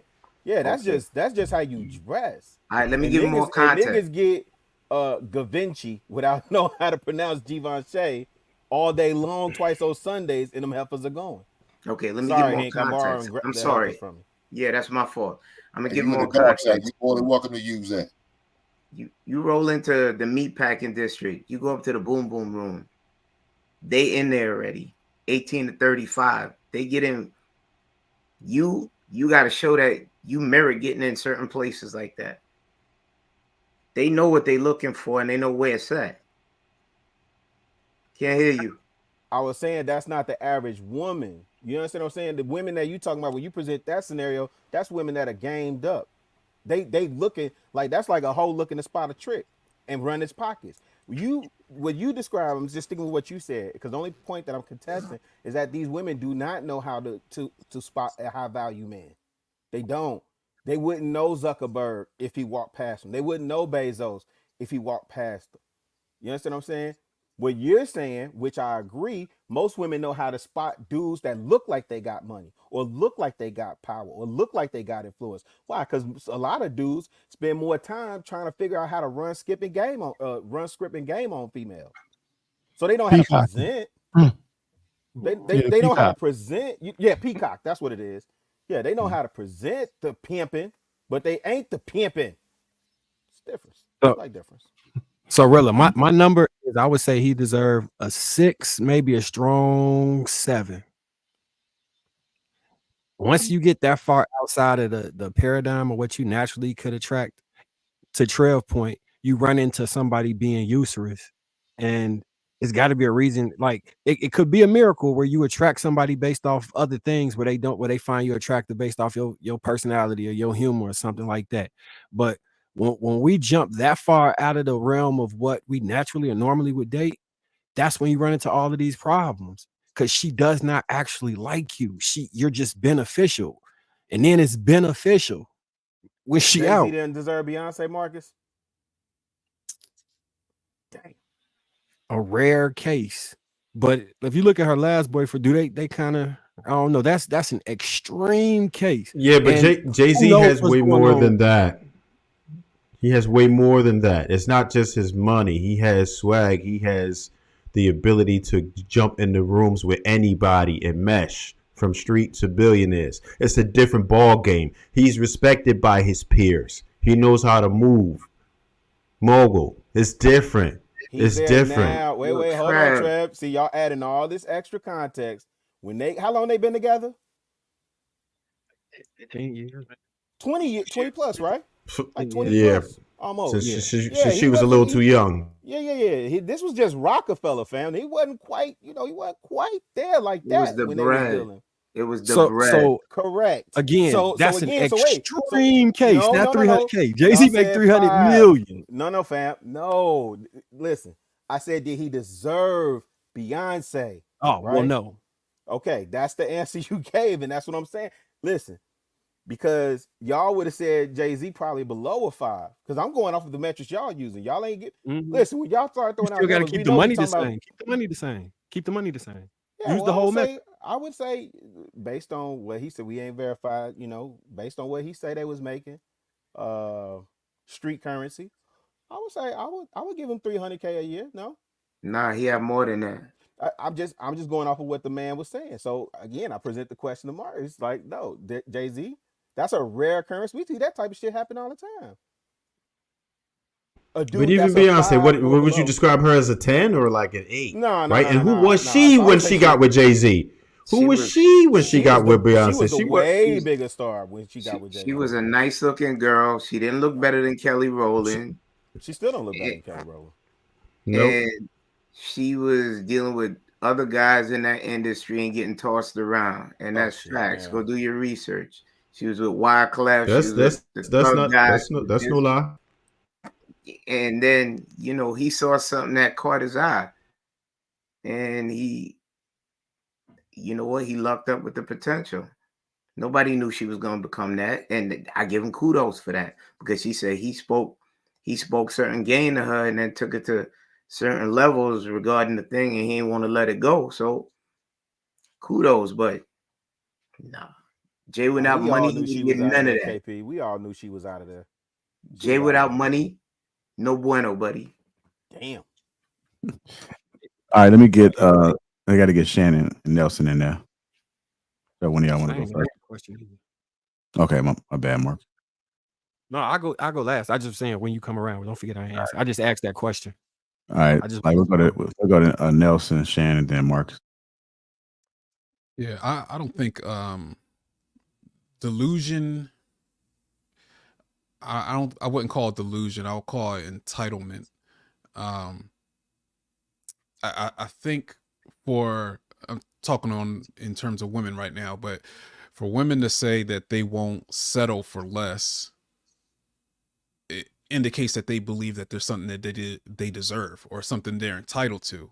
And a lot of women say that they're just looking for a good man, God-fearing man, that's going to treat them right, provide stuff like that. But the evaluation criteria they use to find them is based off of money, power, and respect. Some of the most superficial things that we can use to identify inside of another person. So if they're using how much money a person makes to indicate a guy's character, or they're using what they see, what they're saying is respect, which is really like how tough do you look or how tough you act. Like their evaluation methods for finding the guys that they are looking for, I think, is inherently off. And I think it's the same thing on men's side too, is we want the good girl, the modest girl, the one that we can build with, but we fall into the trap of looking at, how they look, what their body size, body shape is like. Not that that's not important, because it is important, but we skip over the actual characteristics that we should be looking for, because those other things are prevalent. Like, women should be looking for character, integrity, loyalty, humility, like those types of things that you got to really talk to a person, and you got to really get to know them to see where, you know, where they fall inside of that, instead of looking at, you know, making 300K and, you know, dresses better than everybody else, things like that. So I think it is kind of, it's delusional to say that you won't settle for less because you don't even know how to look for the right thing, look for what you actually want. Okay. Well, Mr. Shannon Rawls. I don't really have much more to add than the brothers have already added. You know, I do want to reiterate that I've reiterated maybe a month or two ago in one of our shows that there's no such thing as settling. You know, people, you know, settle. I won't settle for less. There's no such thing as settling. You get what you negotiate. You get what you qualify for. It's just that simple. That's it. All right. Go ahead, Marcus. I 100% believe it's a such thing as settling.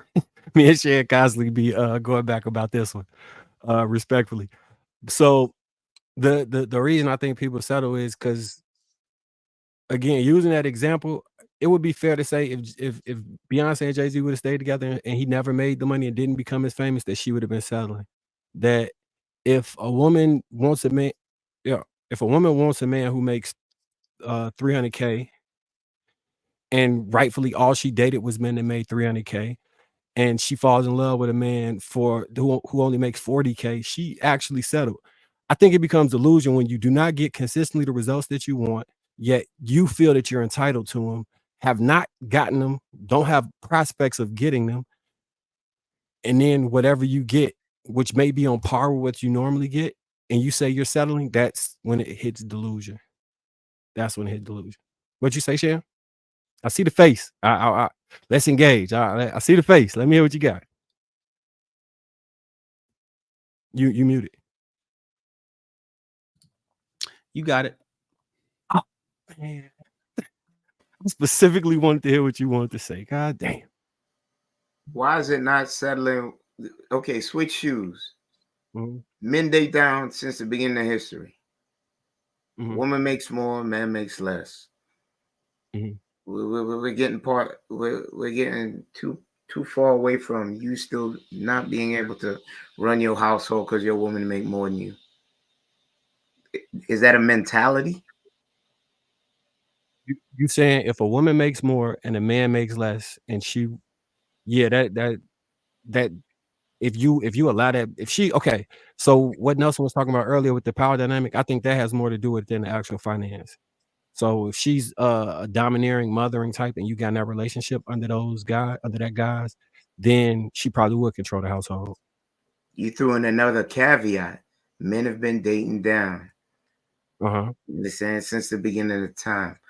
Mm-hmm. We're no longer traditional. We got to come to grasp with that. Most relationships aren't traditional due to the economic landscape. Your woman now makes more than you. She's a doctor. You are a sanitation man. Where's the mentality where you feel she's not going to respect you anymore? And that's the common narrative that comes across these panels nowadays. Why is that? Why is that the ideal that you believe is going to happen within the household? I think you assigning the wrong person that idea, because I don't believe that. That's not what I believe. However, it was a question. I didn't hold you to it. Yeah. No, I'm saying, however, most people do believe that. And I think it goes back to this: finances equate to a different category of person that you worth.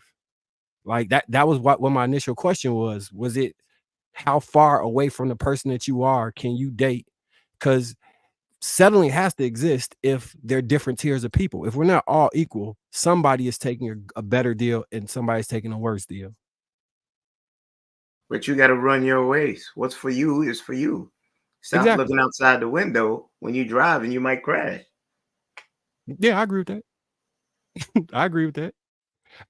The issue we run into is when people, in my personal opinion, this is all personal opinion, are in relationships with people who are outside of their normal wheelhouse due to some extreme or extraordinary situation, and then that relationship breaks up because that person did not truly or genuinely want to be with you. It was a situation where they were using you until they no longer had use, or they found somebody that they could use to a higher extent, which is where monkey branching it comes in. And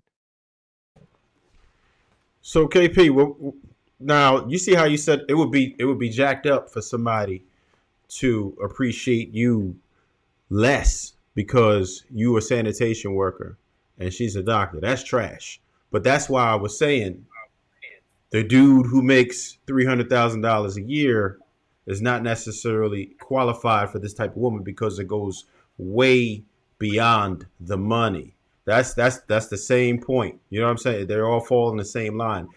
Money can be part of it. There are women who are attracted to money, but that's not going to dictate how it is that your household is ran. If you think that that's it, then you're going to run into some issues. You will find yourself divorced. You will find yourself cheated on. You will find yourself in a lot of problems. It's going to take a lot more than that. She has to respect you as a man, your character, how you move. That's what she's supposed to respect. And if you exhibit that type of behavior where you show that you are a good leader, then you'll have way less of an issue, right? If she decides that she's going to submit to you, it's very different. You can't have a woman try to submit to your bread. That's never going to cut it. What? You think it works that way? You know how many women submit to bread over time? Arranged marriages, they come with like 40 cows, 10,000 bales of silk. The negotiation through wealth as for you getting a wife. I think they have cultural systems put in place to ensure that that works. We don't have that type of a cultural foundation. We're in more. Yes, we do. Explain the divorce rate then.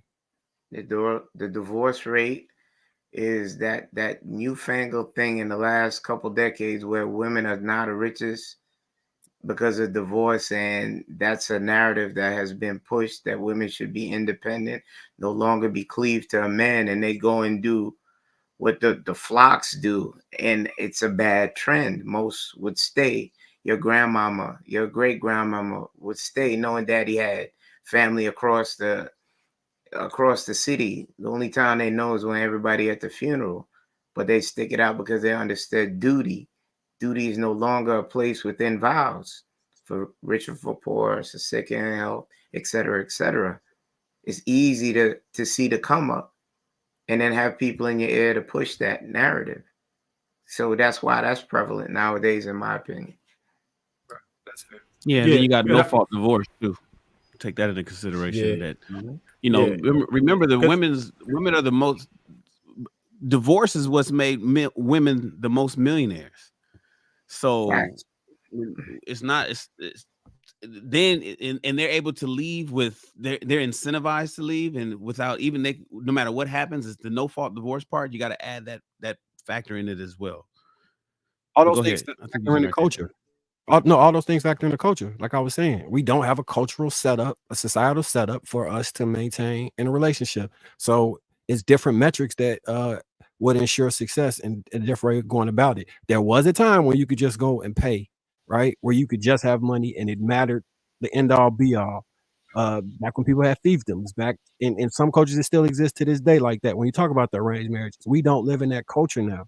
So the women, I would argue that the women who marry and end up divorced, especially if a man is that she felt she settled for, it will. That's me and Trev point from the beginning that it's always going to end like that because she just looked up to the money. She didn't fully submit to the money. She used the money to get what she needed, and the man could do the same thing, but the person is using you to get what their needs met or their luxuries met, and then when they find a way or have no need for you, you're removed. As opposed to like with your example of the man who make 30K as a trash disposal and the doctor, and she wants to be with him. If she actually wants to be with him, there is no amount of money that will fluctuate and change that she wants to be with him.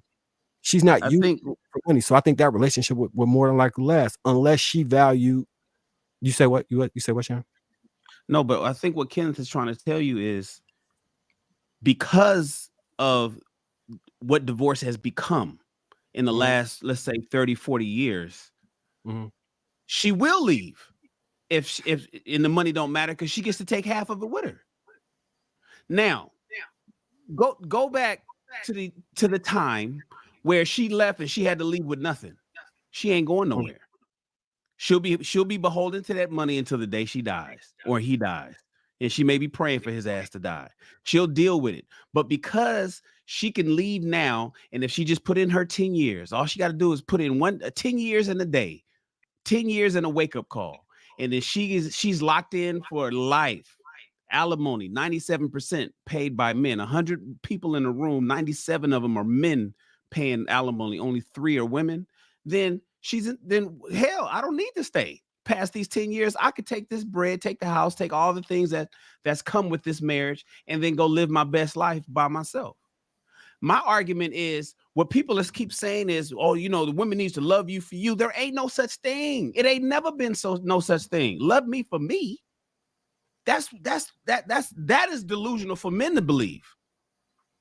I think that men, if they understood that we're talking about these transactional relationships, and people need to, and I need a woman that's going to be with me, and when I'm in the trenches. And so you believe that your woman is going to hang out with you if you lose everything, and she's going to just get in the car and live on the road with you?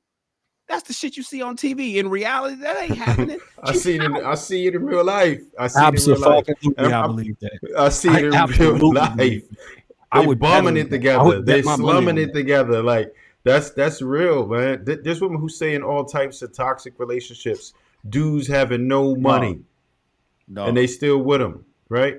It happens all the time. Small sample size. The exception is proving the rule.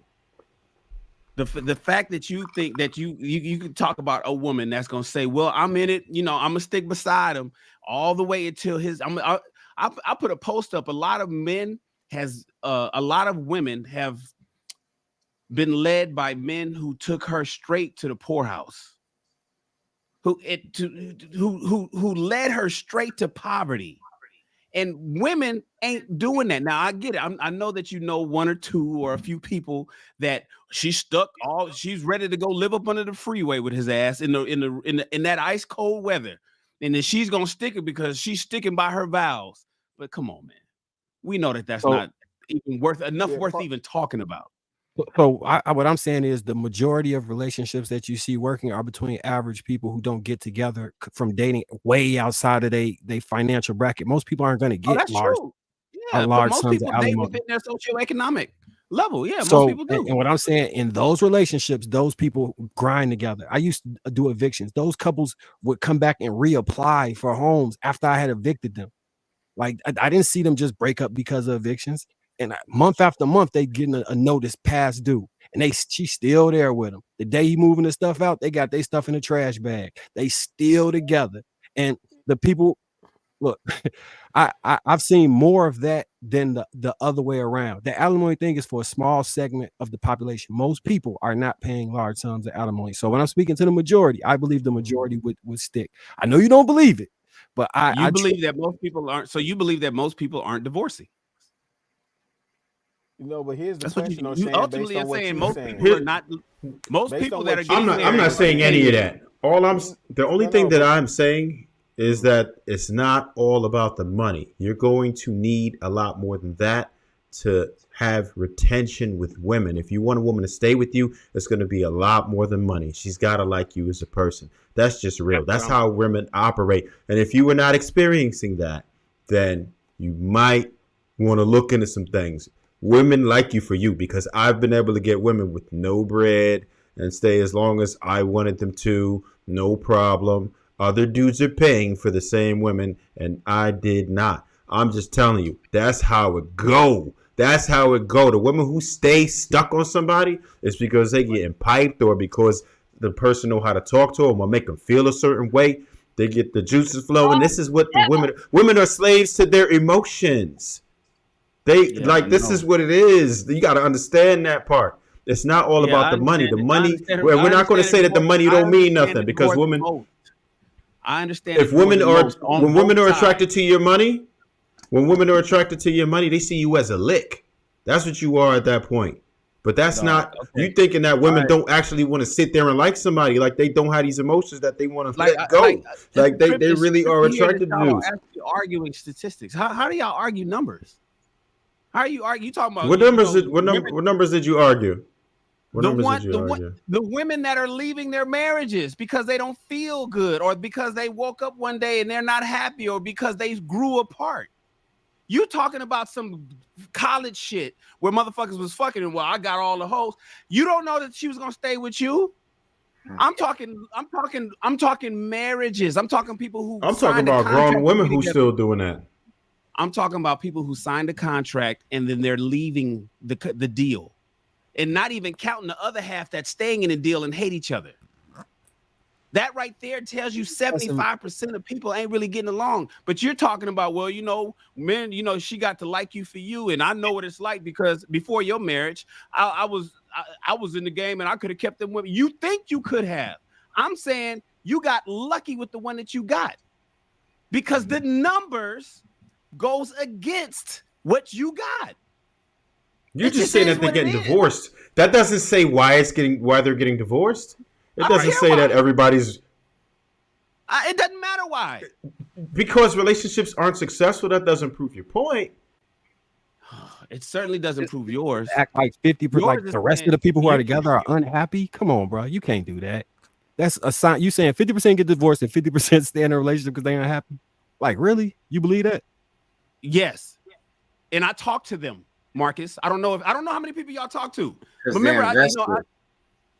I'm telling you, there's a whole lot of miserable married people right now, and it's cheaper to keep her. That phrase didn't come out. We didn't just create that phrase last year. Right. No, that's understood. There's a whole lot That's of people, understood. there's a lot of men are there's doing a- that because they don't want to lose the money. But that don't have nothing to do with the women. Because the ones that's keeping her, right? They can't keep her. She can file for divorce and take the money. Right. If that's the case. I agree with you, Shan. Like most of these marriages are falling apart, and a lot of people are staying inside them because it's cheaper to stay inside them. I definitely agree with that. And a lot of those marriages are the ones that were built on the wrong things. Like it's rare to see like a solid marriage that doesn't have anything to do with money. Like it doesn't need to be either extreme. You don't need to have a whole lot of money, and you don't need to be living broke either. But those like just middle class families that are like still thriving and doing good, like their marriages are usually built on something completely different, like men with a whole nother purpose in life that's not just chasing after money. It's like there's actual like morals and foundations involved in them, so it just goes beyond money, power, and respect. But they're far and few between. I don't Moreover, know even now, I read a report the other day that the divorced couples are not even leaving the house together because they can't afford to move out. Oh yeah, yeah, that's real. I know It's no secret that the economy. It's no secret that the economy is jacked up. But I think you're missing my main point. My main point was that you're going to need more than money to get a woman to like you. That's all I'm saying. I'm not saying anything else. I didn't say anything about divorces. You're going to need more than money to get women to like you. That's all I'm saying. You can't feel like you deserve this type of woman and you didn't build your character. You don't work out. You don't do anything else. And you're not a likable dude and you're socially awkward. But because you have money, you deserve women. It's more than that. That's all I'm saying. All right, I got you. You need more than money to get a woman to like you. Let's flip it. How often can you get a woman to like you and you broke? How many women is checking for homeless motherfuckers and want to marry them long term and stay with them? How many women is sticking by somebody who lost his job? That's all the argument is. All I'm saying is if we flip it, obviously you need more than money to get a woman to like you. But it's going to be tough to get a woman to like you if you ain't got no money. That's all I'm saying. You can't go out. Oh yeah, I never took away from it the whole time. The whole time I said that money is going to help you, right? And there are always going to be women who are attracted to money. But what I'm talking about is retention. right? For you to keep a woman, she has to like you. That's all I'm saying. I'm not saying I never said money isn't a factor. I never said money wouldn't help you. I Yeah, never said today, women ain't I attracted to think that's money. where Kenneth. I ain't never Yeah, said women said that's they what. don't see you as a No, lick. I If got it's, you. We got you, you Kenneth. know what I mean? We got you. I think that's where Kenneth was coming in when he was talking about modern day divorce. You're gonna need more than money to keep a woman, but because it's easy for them to leave today and take half your money, they will, especially if they put the time in. And that's all we're saying. If you remove that part, that's why a lot of guys want to get rid of no fault divorce, and that Florida had the landmark, they revamped the whole alimony thing down in Florida, and they're trying to make that I'm all nationwide. for it. California. All of that. I'm all for it. I'm all Listen, for it it. ain't happening in California. I can tell you that. But Nah, California way too blue. Trev, I gotta watch you. You look like a brother when you was out there. You used to do that Shy Brother thing, like on the 5 Heartbeats. To watch you. We're gonna get these. Look at KP giving up the game. Big Boss Real Talk. $5 says passport, bro, for life. Save yourself, black man. Prophecy of Kevin Samuels shall come to pass. The world is a big place. Go find your happiness. Real Talk 100. Big Boss Real Talk again. $2 says plantation, bro. Will soon agree with passport, bro. I want to say thank you for your contributions, man. I want to thank everybody that came in and out to support. Let's make sure we support each other as well. A lot of brothers got some amazing things happening on and off of YouTube. So let's make sure we go to the IG, go to their YouTube pages. Let's make sure we support, donate, do all that good stuff, and let's hold each other down. With that being said, y'all make sure y'all click that link pinned to the top of the chat right there. Put in love 15 and go get 15% off of your Assured Man. 15% off. Valentine's Day is right around the corner. We know Valentine's Day is for the man. So we're going to go ahead and hold our men down with them gifts. Also, if you guys are in the Dallas area on March the 9th, make sure you guys come out at a masquerade event going on. Should be a phenomenal weekend. So y'all click that link, come on out and show some love. Come and meet some of the great people. With that being said, we out, man. Y'all enjoyed yourselves. Any hurt feeling reports need to be filled out? Man, I'm on the phone with HR right now. Oh man, this is how I like it though, man. This was a great discussion tonight, man. Very good. Yeah, like we're gonna see. My feelings was almost hurt that Shan didn't want to engage in the conversation at first. I was almost. I threw a little fit. Come on, Shan. I did this so you can talk about it, and you won't talk about it. Golly. Yeah, so we're gonna see. We're gonna see about getting getting Mr. Let Go and Nelson and to have an in-person discussion. Hey, why not? Well, no, I'm actually next time I come. I'm actually gonna apologize to him. I went a little bit far last time I did talk about him, but I get really upset when somebody tries to like give mental health advice in the context of relationships not when they're not certified, qualified. no clinical. That bothers me a lot, especially all that crazy stuff he's saying.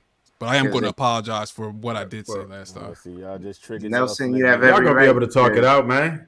Because what you do is noble, and people that don't have the certification to sit down and help people, they only spreading cancer. So I understand why you would put a passion behind it, even though I never heard it, but I could understand. That's why I caught like a couple of the nuggets that you dropped. That's why I asked the question originally, because this is more than needed, and this panel is like the truth, and these discussions need to be had more. All of the gentlemen that I've been blessed to know on this panel tonight, further discussions I would love to be part of, because I believe that we have a voice that will permeate through the ethos, and people are catching and take some of these nuggets to heart and build on it. Yeah, no, it's interesting to see on Thursday's show. It's really interesting to see how the married men respond as opposed to everybody else. Like I don't want to put words in because I don't want to disrespect anybody, but it's just a whole different thought pattern, and that's where you see all that pandering and talking about women and regression and stuff like that. So It's like that type of stuff doesn't help the community. Like, I'm just gonna be honest. It doesn't help us. It sets us back. Y'all triggered Nelson Okay, again. Remember they need that Nelson van to again. come grab them. That's why I say, like, I think it'd be awesome to get them to be able to sit there in person to be able to debate their points. I think it make excellent show. So. I bet you money that they end up agreeing on everything, and it's not going to be a debate. No, just watch. They won't. I I'll take that bet. so. I'll take that bet. All right, I got 20 on it. That's a dub. Okay, I'll fade that dub. Nah, I've watched Mr. When I say Let everything, Go. I mean like 85% of stuff Mr. Let Go is going to say that's not how I meant to explain it, and it's going to be in line with Nelson's definition or description when they specifically speak. I'm not saying like if he watched it and critiqued it.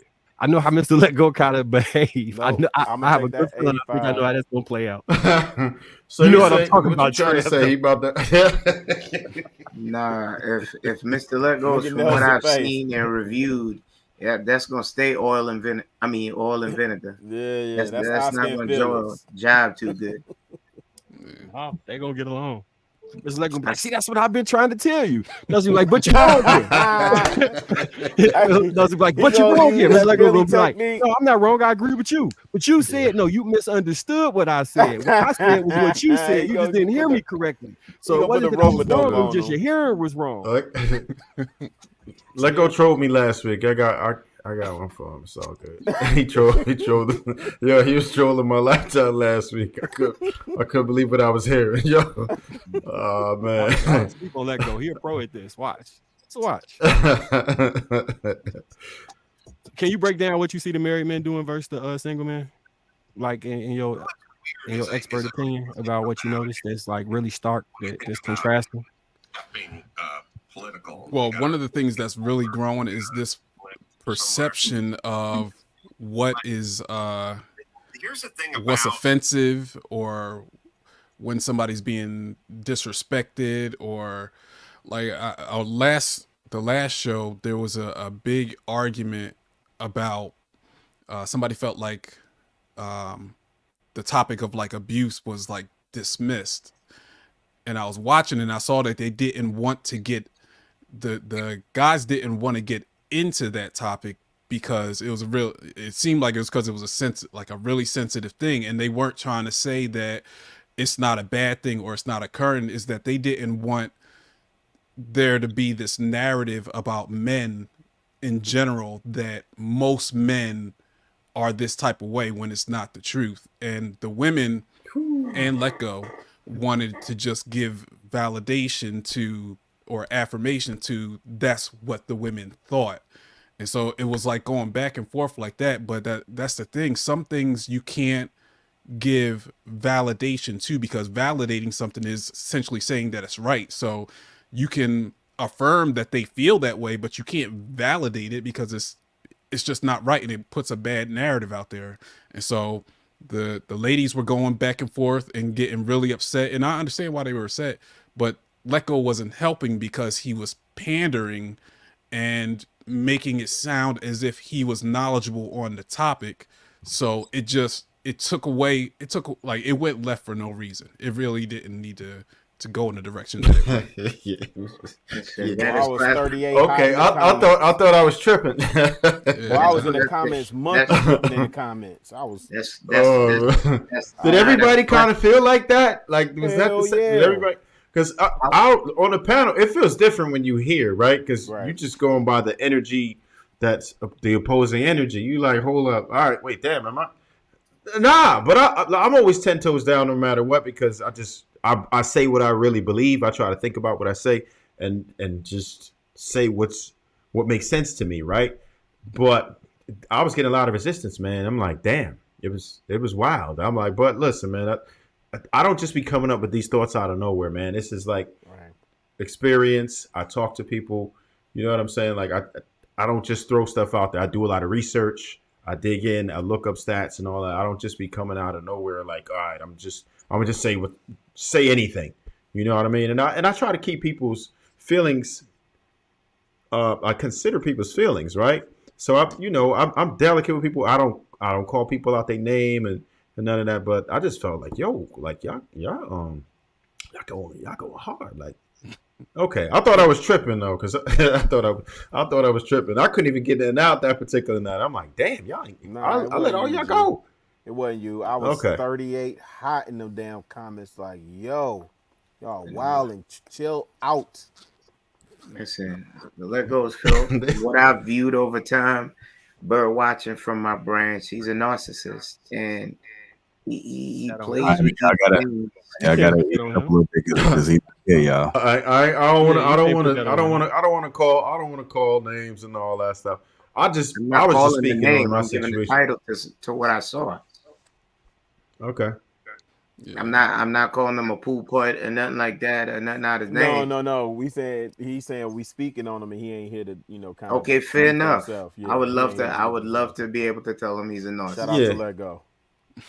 Yeah, I just was speaking on the situation in general. You know what I mean? In general, because I thought I was tripping because I can't see it like y'all see it. I'm looking. You know what I mean? I'm looking at it from my lens. But I was like, damn, what's up? Like, I don't know. JR, you need a smoke show, nigga. You need a smoke show. Pay-per-view. Yo, are you for it? Are you for it? What did you think of the attempted conflict resolution we was trying to achieve, Nelson? Well, wait, what was the conflict resolution part? We was just trying to temper Like just it down. try to just move on with the because that's Hell no, that was the entire show, Nelson. He talking about the entire show. He trying to get you to sum up the entire show. Oh no! When we got toward the end of the show, when the subject got brought back up, it was still everybody was still stuck in how they perceived the situation. So nobody came to the other side to find any kind of common ground, and it didn't go well. I don't know if there was anything that could have been done at that point because some people, when they get triggered, they're not going to stop. They're not going to see another point of view. And so you definitely saw that. Like sometimes you go past the point of reason. And once you get past that point of reason with somebody, you really can't do you can't do nothing with it. What's the most effective thing to do when you get to that point? Depending on who you're dealing with I don't want to say anything about those women because I don't know them, but in terms of like where that seemed to be going last week, I would say you just got to get out of there because one thing that I didn't like was some of the terminology that was starting to be used because that's the one thing that's a real dangerous thing in some of these toxic relationships is that women will start to throw out terms, misusing them and applying them to men. So you hear things like threaten, harassment, the intolerance, like, and then so painting situations in a different light than they really are just by using certain words that make it seem like you did something that you didn't really do or that it was one way or not another. So once I saw that starting to go on, then I was like, this conversation's over. Damn. Yeah. It's a good show though. We had another one. Big Bama 4449 says hard to listen to hyenas. I'll say for you, Nelson, Red Rilla, Fist Pump, 100 emoji. Salute, brothers. That might be it. Yeah, we're gonna try to put something together, man. Maybe we can get like Nelson and Kenneth and Let Go on the show or something. I don't know. I would love it. Anytime. Yeah, I would love it because I think too much enabling is going on nowadays, and sometimes you gotta sit some women down and let them watch Color Purple. Let them see how easy they got it nowadays. So you guys don't think that coaches are necessary now? I mean, coaches. Yeah, coaches. I mean, I do, but I think there becomes a certain responsibility with it, right?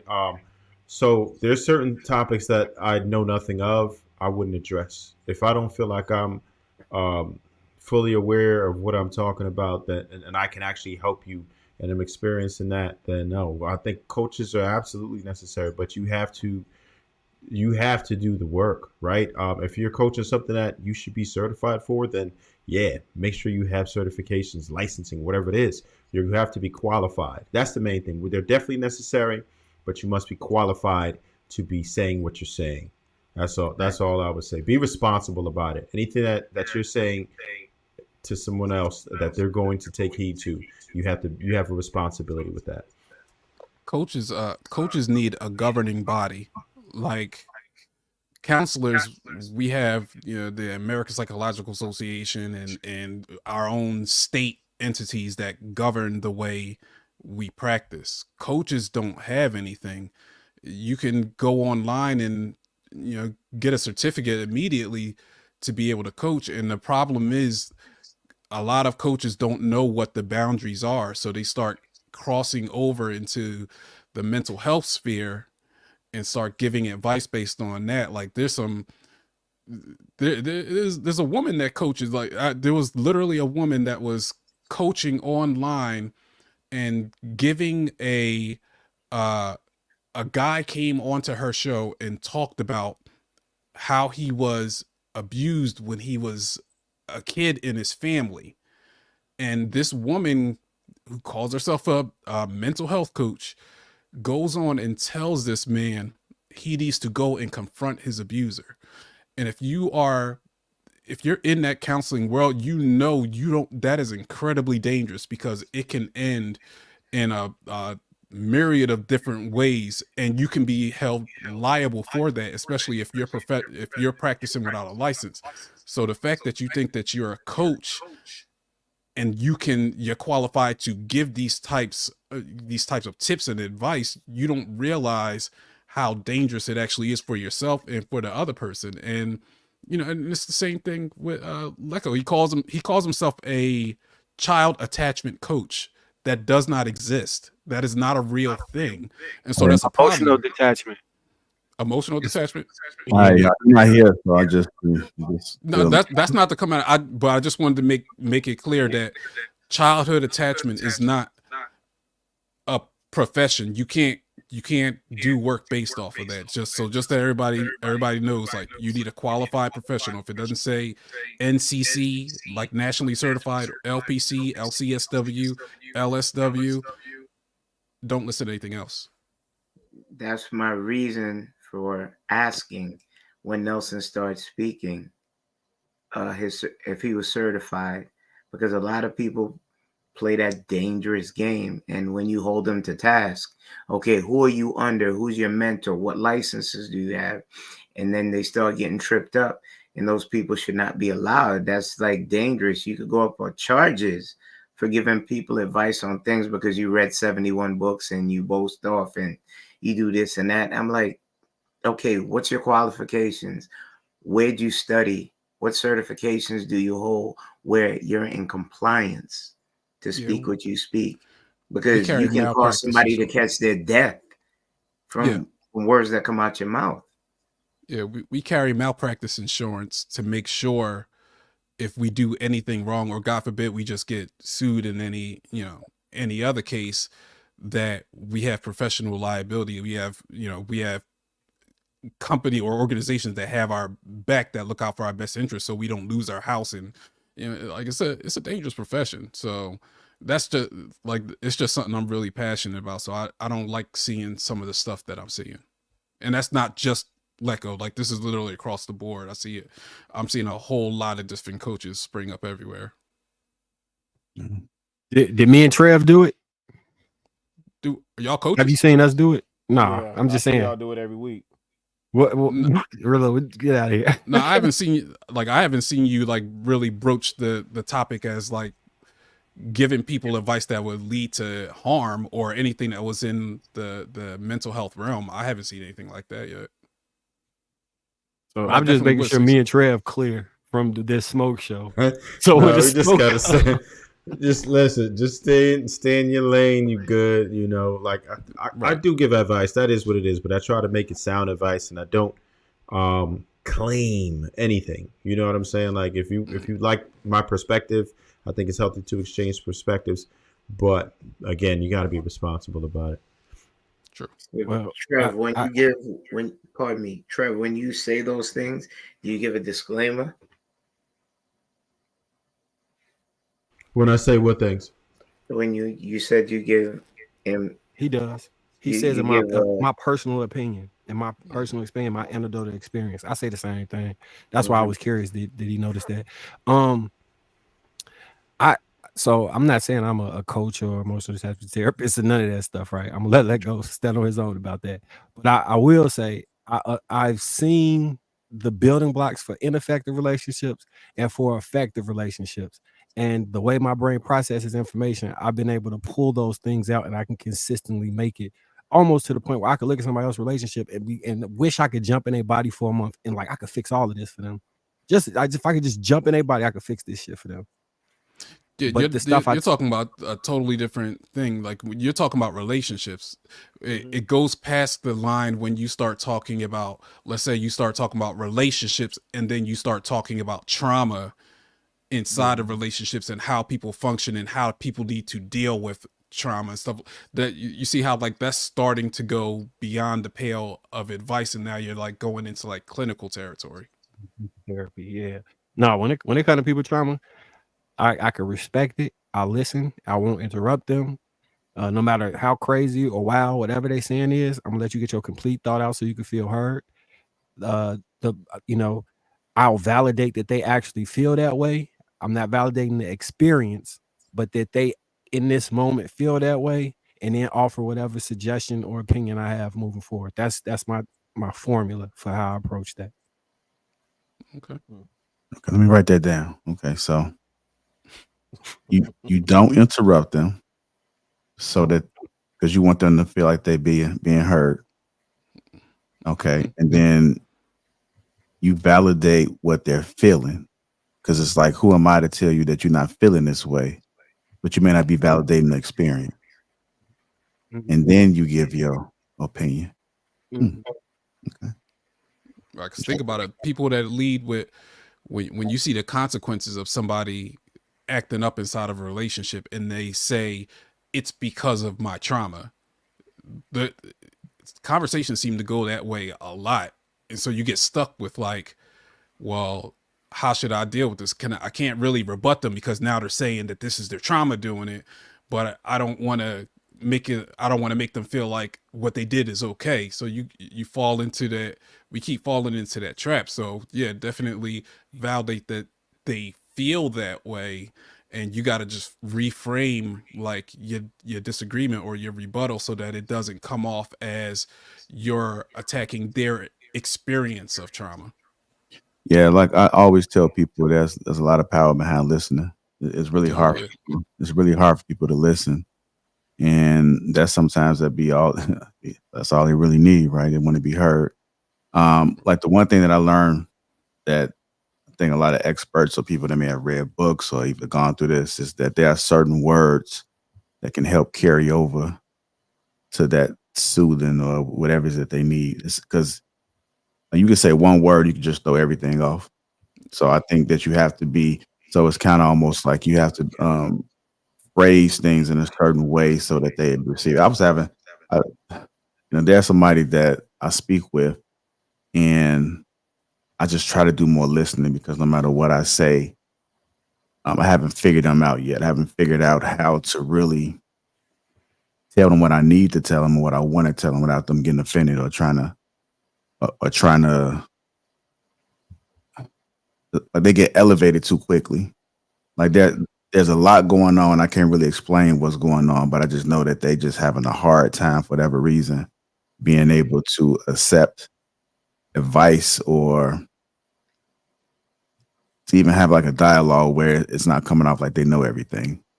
Like I know this, I know that, and it's just like I'm just gonna listen. It's one of the moments where I'm just gonna listen. I ain't gonna say nothing. I'm just gonna keep listening to you, and I just got to eat it up until I figure out how to actually tell you what it is I need to do. Because I mean, they clearly are processing some things, and they need to go ahead and try to figure it out. And I may not just be that person to be able to help them with it. Or they just perceive anything that comes out of your mouth as an attack. So what is it that they want somebody to just listen and that be it, and not try to coach them through it or offer any advice? Like, I think you're right. You need to figure them out in terms of just what do they need in order to kind of just affirm them or let them know that you're present there with them, and that you're not trying to judge them. Yeah, I don't think they look at it as an attack. They just get real defensive about everything, but not as an attack against me, but it's like they're telling themselves this, and when they tell themselves this, it makes them feel better, and they're not open to want to hear anything from anybody else at that particular time, because they've already told themselves this, they've already processed it this way, so this is what they need. And if anybody else come in with any additional information, that's not what they want to hear, because they've already said that this is what I need, this is what's going to work for me. There's anything anybody else can really add that's going to make a difference. I know what I need to do, and this is the way it's going to be. So it's just one of those things that, again, you just got to listen. And I don't. It's a time and place for everything. I'm pretty sure that you go through it when you're doing like your sessions. Sometimes you may have to table something to next time because it just ain't really that time. You probably had a whole way you was going to do things today, and then based off at a conversation when it's like, you know what, I'm gonna have to do a audible, and this is what we want to do. Or you may laugh and be like, man, I want to do so much, but there's power in listening. Sometimes listening may be the session. Honestly, that's the most healing comes from the part when you're listening. Yeah. Just try not to fall asleep. Nah, you hear some real crazy stories. It's difficult to fall asleep on some of these. Oh yeah, some of them may be, but depending on the person, if they tired, they just tired. They just I should have called off today because the way you, man. It used to be a time when I was younger, like the best sleep used to be in church, and when I was in college, in lecture. I was going to eat like Econ 101, 102. I just said, I don't even know why I'm even coming to this class. I said, I just go to sleep. I just stopped going because I just go to sleep. I said, what's the point of going? And I passed directly out. So I'm gonna have to I was self-aware. I was wasting time by going there because I was doing the same thing. So I'm just going to chill out. I think I want to drop in that class, but I would go there and go to sleep. I would try to stay focused, and I'd be sitting there like, I'm gonna do something. I'm gonna get real. I'm just gonna lock in. And I used to sit right there in the balcony. And I used to be looking, I'm like, I'm getting tired. And then I started to knock down a little bit, and I get lower my head, just be like this. It's a wrap. In your opinion, Nelson, when people like, so we run into this, like the comments of it. It wasn't nothing, Mark. It was a joke, Mark. It's a joke. I ain't hear the last part. No, I was saying that I guess my story went on. You asked me no follow-up questions, and then you just get right past it and wait on me to finish. Let me get back to Nelson. I got no expertise. I ain't got no value to add. He was, I don't know why he even brought that example in. It's cool. Hey, that's because he from out west, JR. He from out west. He on Madison and Pulaski, dog. Yeah. I mean, I gave my all when I said that too, man. I thought I was really going somewhere. I thought y'all was engaged. But I should have known when I ain't seen nothing in the chat because when nobody even saying anything. Person responds. So I guess I'm still in the marinade. Yeah, man. Go ahead, Marcus and Nelson. I gotta just work on this shit. That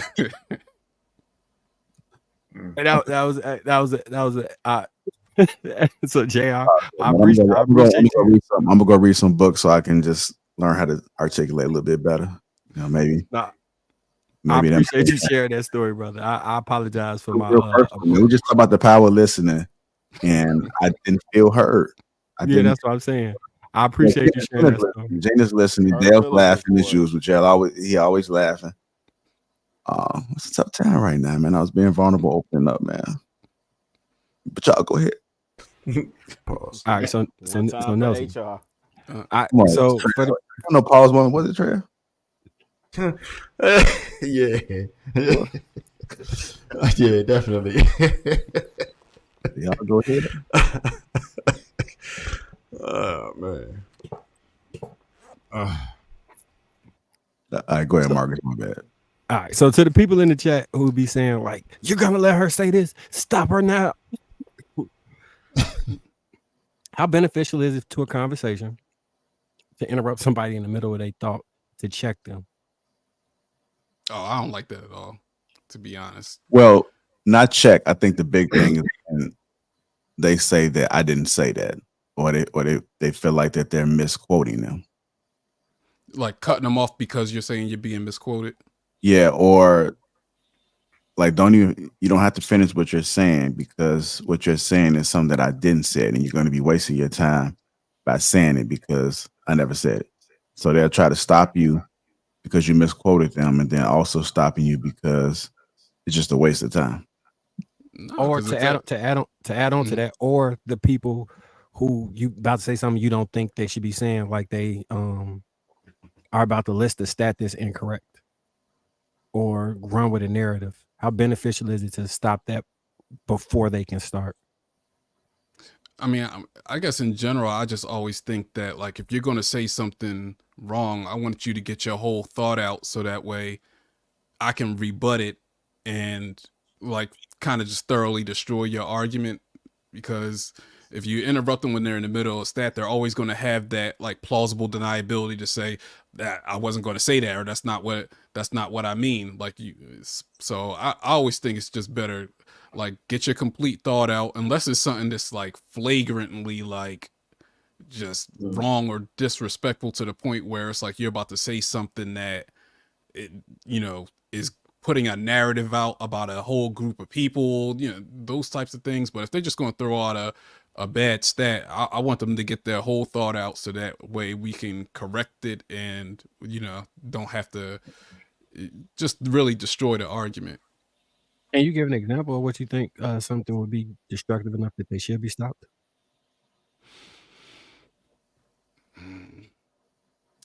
50% of men abuse their partner. I don't think that's something that I don't think anybody should let that slide. Like that's just, not only is it wrong, but it's just a wild judgment and accusation against a whole group of people that, you know what I mean? Like you already know on its face that it's false. That was one of the things I think I heard like last week. Yeah, so I understood why that definitely was mentioned. So yeah, I understand why they were being cut. I'm not even sure. I'm not even sure if I don't know. I might have cut that one because I mean I was completely bogus, right? So I do try to let people just finish their whole statement, right? No matter what it is, even if I think what you're saying is egregious, right? And a lot of times I do hear some like, man, but I'll still listen to your whole thought and I'll address anything that you said, right? And that's where that because you might really validation come up with stuff like 3 comes. points. Yeah, that's where that validation and affirmation comes in though, because something like that, you let them get their thought out. Do you validate that they said it? Or do you affirm that they feel that way when it's something that is really just completely false? I think that was part of the problem that came in. It was like, why can't you just affirm that I feel this way? When it's like, no, that's wild. You know what I mean? That's just, it's just, you can't affirm something like that. So for that one, in my opinion, I think you still, even though they saying some crazy stuff like that, you still should let them get out, because maybe they were going to contort it or use it as, and when people say things like this is why I feel this way. Right? You don't even let them get to that. In that case, she wasn't going to change it probably, but in the event that she was, I created a contentious moment that did not have to be there. I could have heard it and then easily been like, what statistics are you using to come up with this formulation? Anecdotal, or you have like blackpeoplestatistics.com. If so, I'd like to see those numbers. It says here clearly it's not XYZ. We ain't have to fight about it. They ain't feel disrespected, but I don't know. The problem that came in when she got cut off after saying that, I think the major problem was that whichever lady had made the comment, like internalized what internalized the rebuttal. Like I think they started pulling from their own experience. So when they were getting cut off and they were, in their opinion, getting silenced, then it's like you're directly attacking them and their character and their experience. So it wasn't even that the stat was wrong. It was that you were attacking me now instead of the stat. Right. So like I think given in those situations, I always say somebody got to be the bigger person. And unfortunately it's gonna be lonely for whoever decides that they gotta ever do that. It's lonely for people to be above the BS. It's lonely for people to be able to lead. If you're always looking down on everything in the grand scheme of things, it's not too many people that can do it. So you're going to be looking at it by yourself a lot. And I always have like that spectrum, right? You got the middle, you got more of a negative, more of a positive. Where do you want to be on the spectrum? So we can't predict the future. We don't know how people are going to respond. So what part of that spectrum you want to be on? I'd rather be on the safer side of it and just let them complete that thought, no matter if it's wrong, because there's no guarantee. So if you add something to it, it's gonna probably it could probably make it worse. But if you sit back, you can kind of taste it a little bit. Pause, Trev. You can kind of get a little bit of sample of it, and then you can kind of decide because you got more data, you got more information.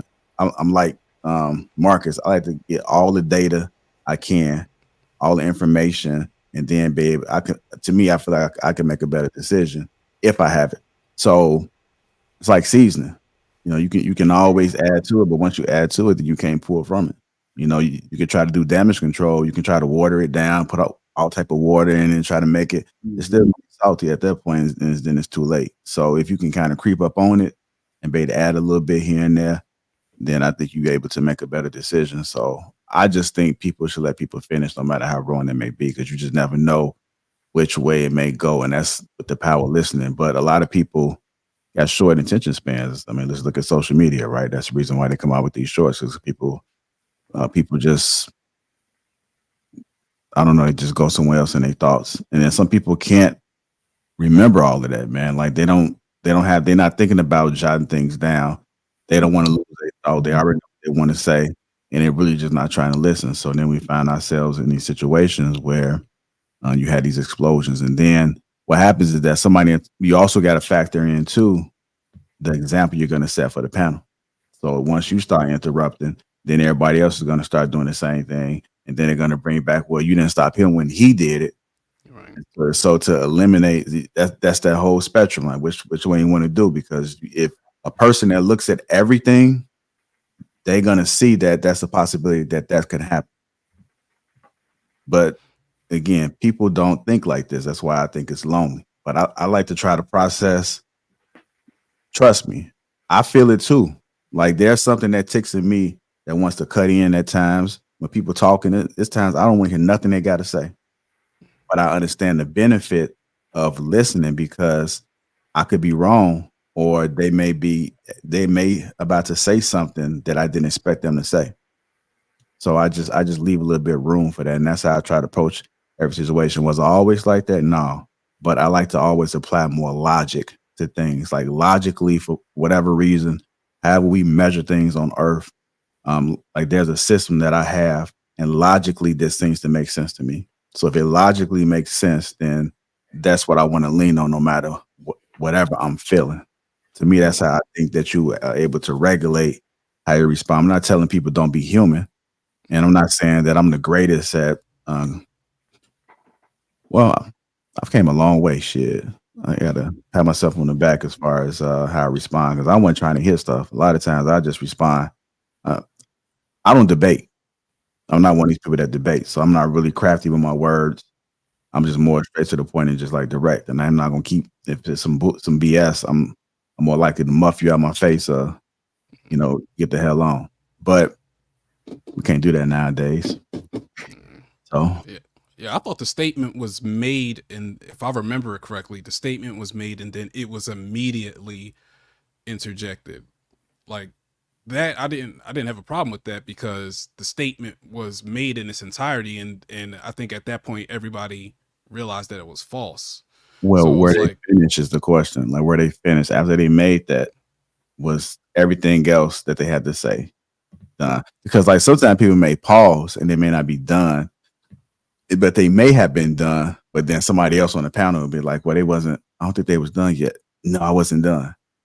But we don't know if they weren't done. So, but either way, we killed the moment and we killed the potential to collect more data because we interrupted. Because some people, like children, do this, right? Like they may not never have been thinking about that, but now you gave them a little nugget and they're gonna gravitate to that. It's almost like that's what people do. I guess that's what I don't know if it's narcissists or people that try to like manipulate situations, but they may have never been thinking. My mom used to do that, right?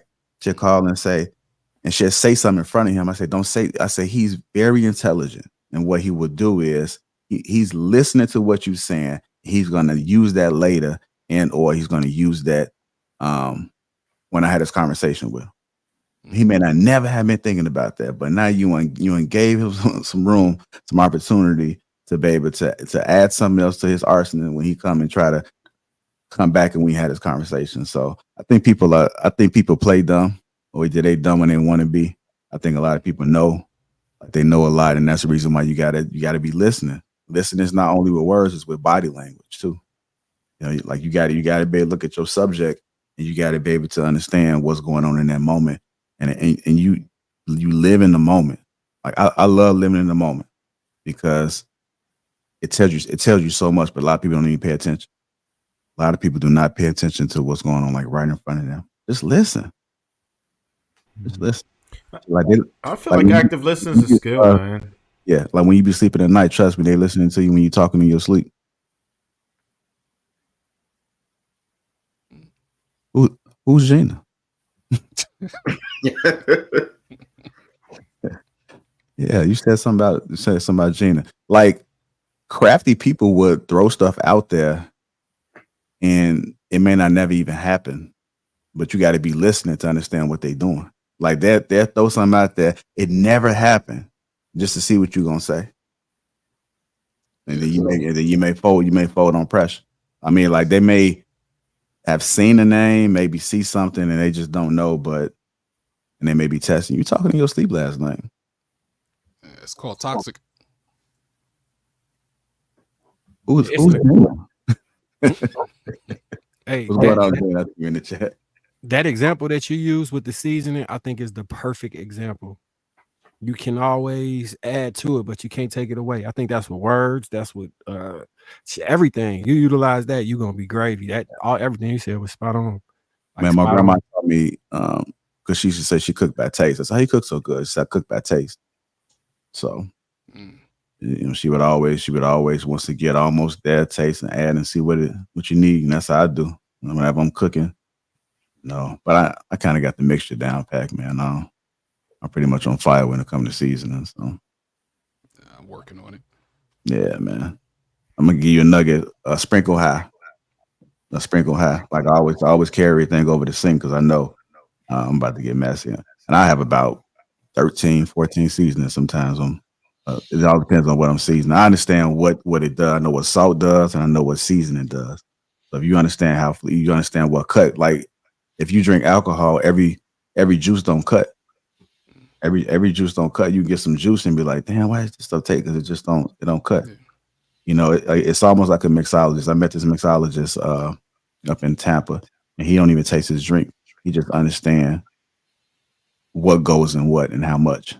And he makes the perfect drinks every single time, and he doesn't taste them. So that just showed me that if you really want to be good at what you do, then study it and just try to master it the best way you can. And then that way you don't have to depend on, because you go to the bar, people just really, they're not mixologists. They gotta sometimes get the straw in. They just try to taste because they don't know. But a true mixologist, I learned, don't have to taste anything. They can make the perfect margarita, perfect drink ever. They understand how things work. That's how I understand seasoning work. Yeah, I'll get there. Yeah, I know y'all brothers tired, man. And And if we don't, Marcus be asking a lot of great questions. So how you a whole nother show.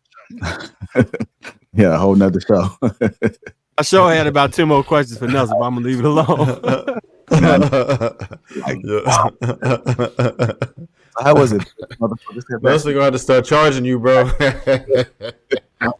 I really think that's a necessity that Nelson. I would love to be on that panel when Nelson addresses Let Go, and you get held to task for the things that you say, and hopefully there's a reckoning there that makes him readjust how he approaches these conversations, because I believe he's very intelligent, but there's certain things that you better be vetted on before you start speaking on them, because they do affect people greatly.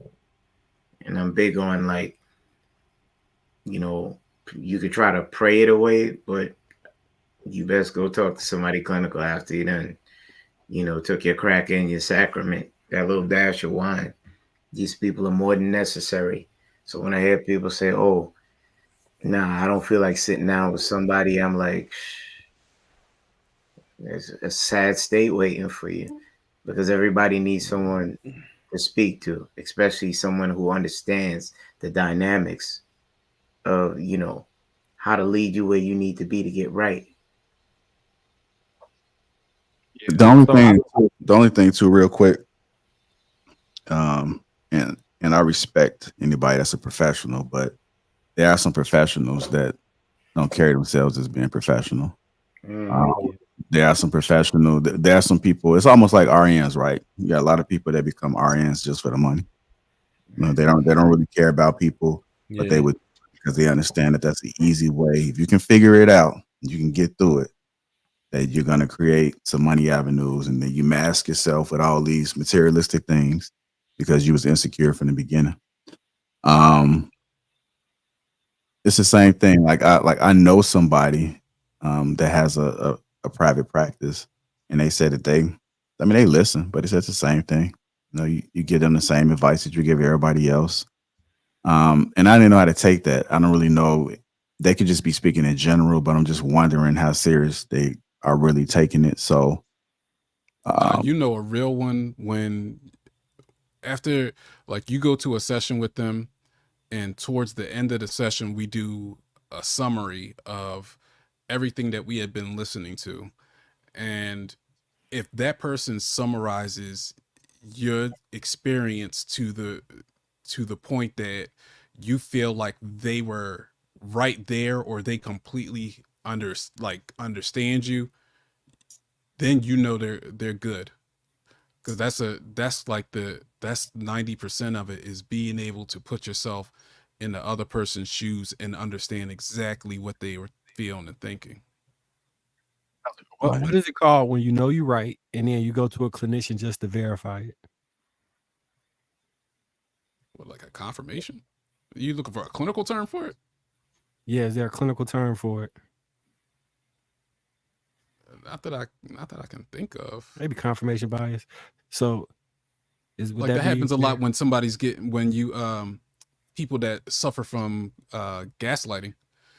They'll come in and they'll need constant reassurance and reaffirmation because they've been manipulated to the point where they don't trust their own thoughts. So, I mean, that's fair. No, I was speaking about when I ask you questions, because I feel like I'm right. I just be looking for a clinician to verify it. Be like, come on, dog. Marcus, it's like I do be listening when you be talking. I be looking at Nelson's face expressions. I think Nelson be like, this brother's spot on. I might have to go ahead and fund him to school and try to get him into the office.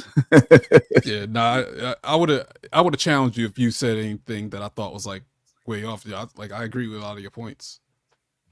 Oh, like that might be your calling, Marcus. Might be. We need more black men in the profession.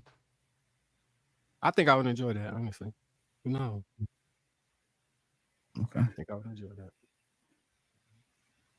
that. Then Trev next, man. Trev, right in, right behind you, man. Pause. Gotta keep saying pause, y'all. Everything sounds so Yeah, you can hop in and do it too. You be almost all shows just listening, and then you come in with some point at the end. You ain't saying on the whole show. I don't be liking what I be saying, man. I just be then that shit sound dumb. Yeah. The second thing I love. The first thing I was waiting to ask the question, but I kind of was listening too. I'm just messing with you. I'm just joking. Damn. That was a good show, man. It's a good show. I gotta get up early, man. I gotta get in school in the morning, so gotta go ahead and sign off. And hopefully you guys enjoy the show. I definitely on the next one. Yeah, catch you on the next one. I enjoyed this episode. I hope you enjoyed it, Kenneth. I know it's your first time. I did. Listen, there's some very intelligent brothers on this that make you step out of your comfort zone and have these tough discussions. Hopefully, you know, the audience is picking up what we pitching and, you know, building off of these conversations because they're much needed. Yeah, absolutely. All right, y'all make sure y'all hit that like button and then make sure y'all subscribe to the channel and catch us on the next one. We are out.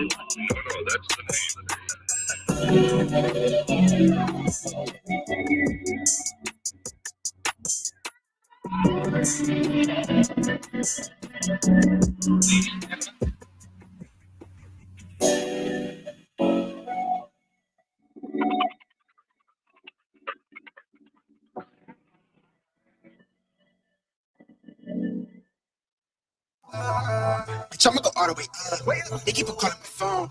They catching on to the buzz.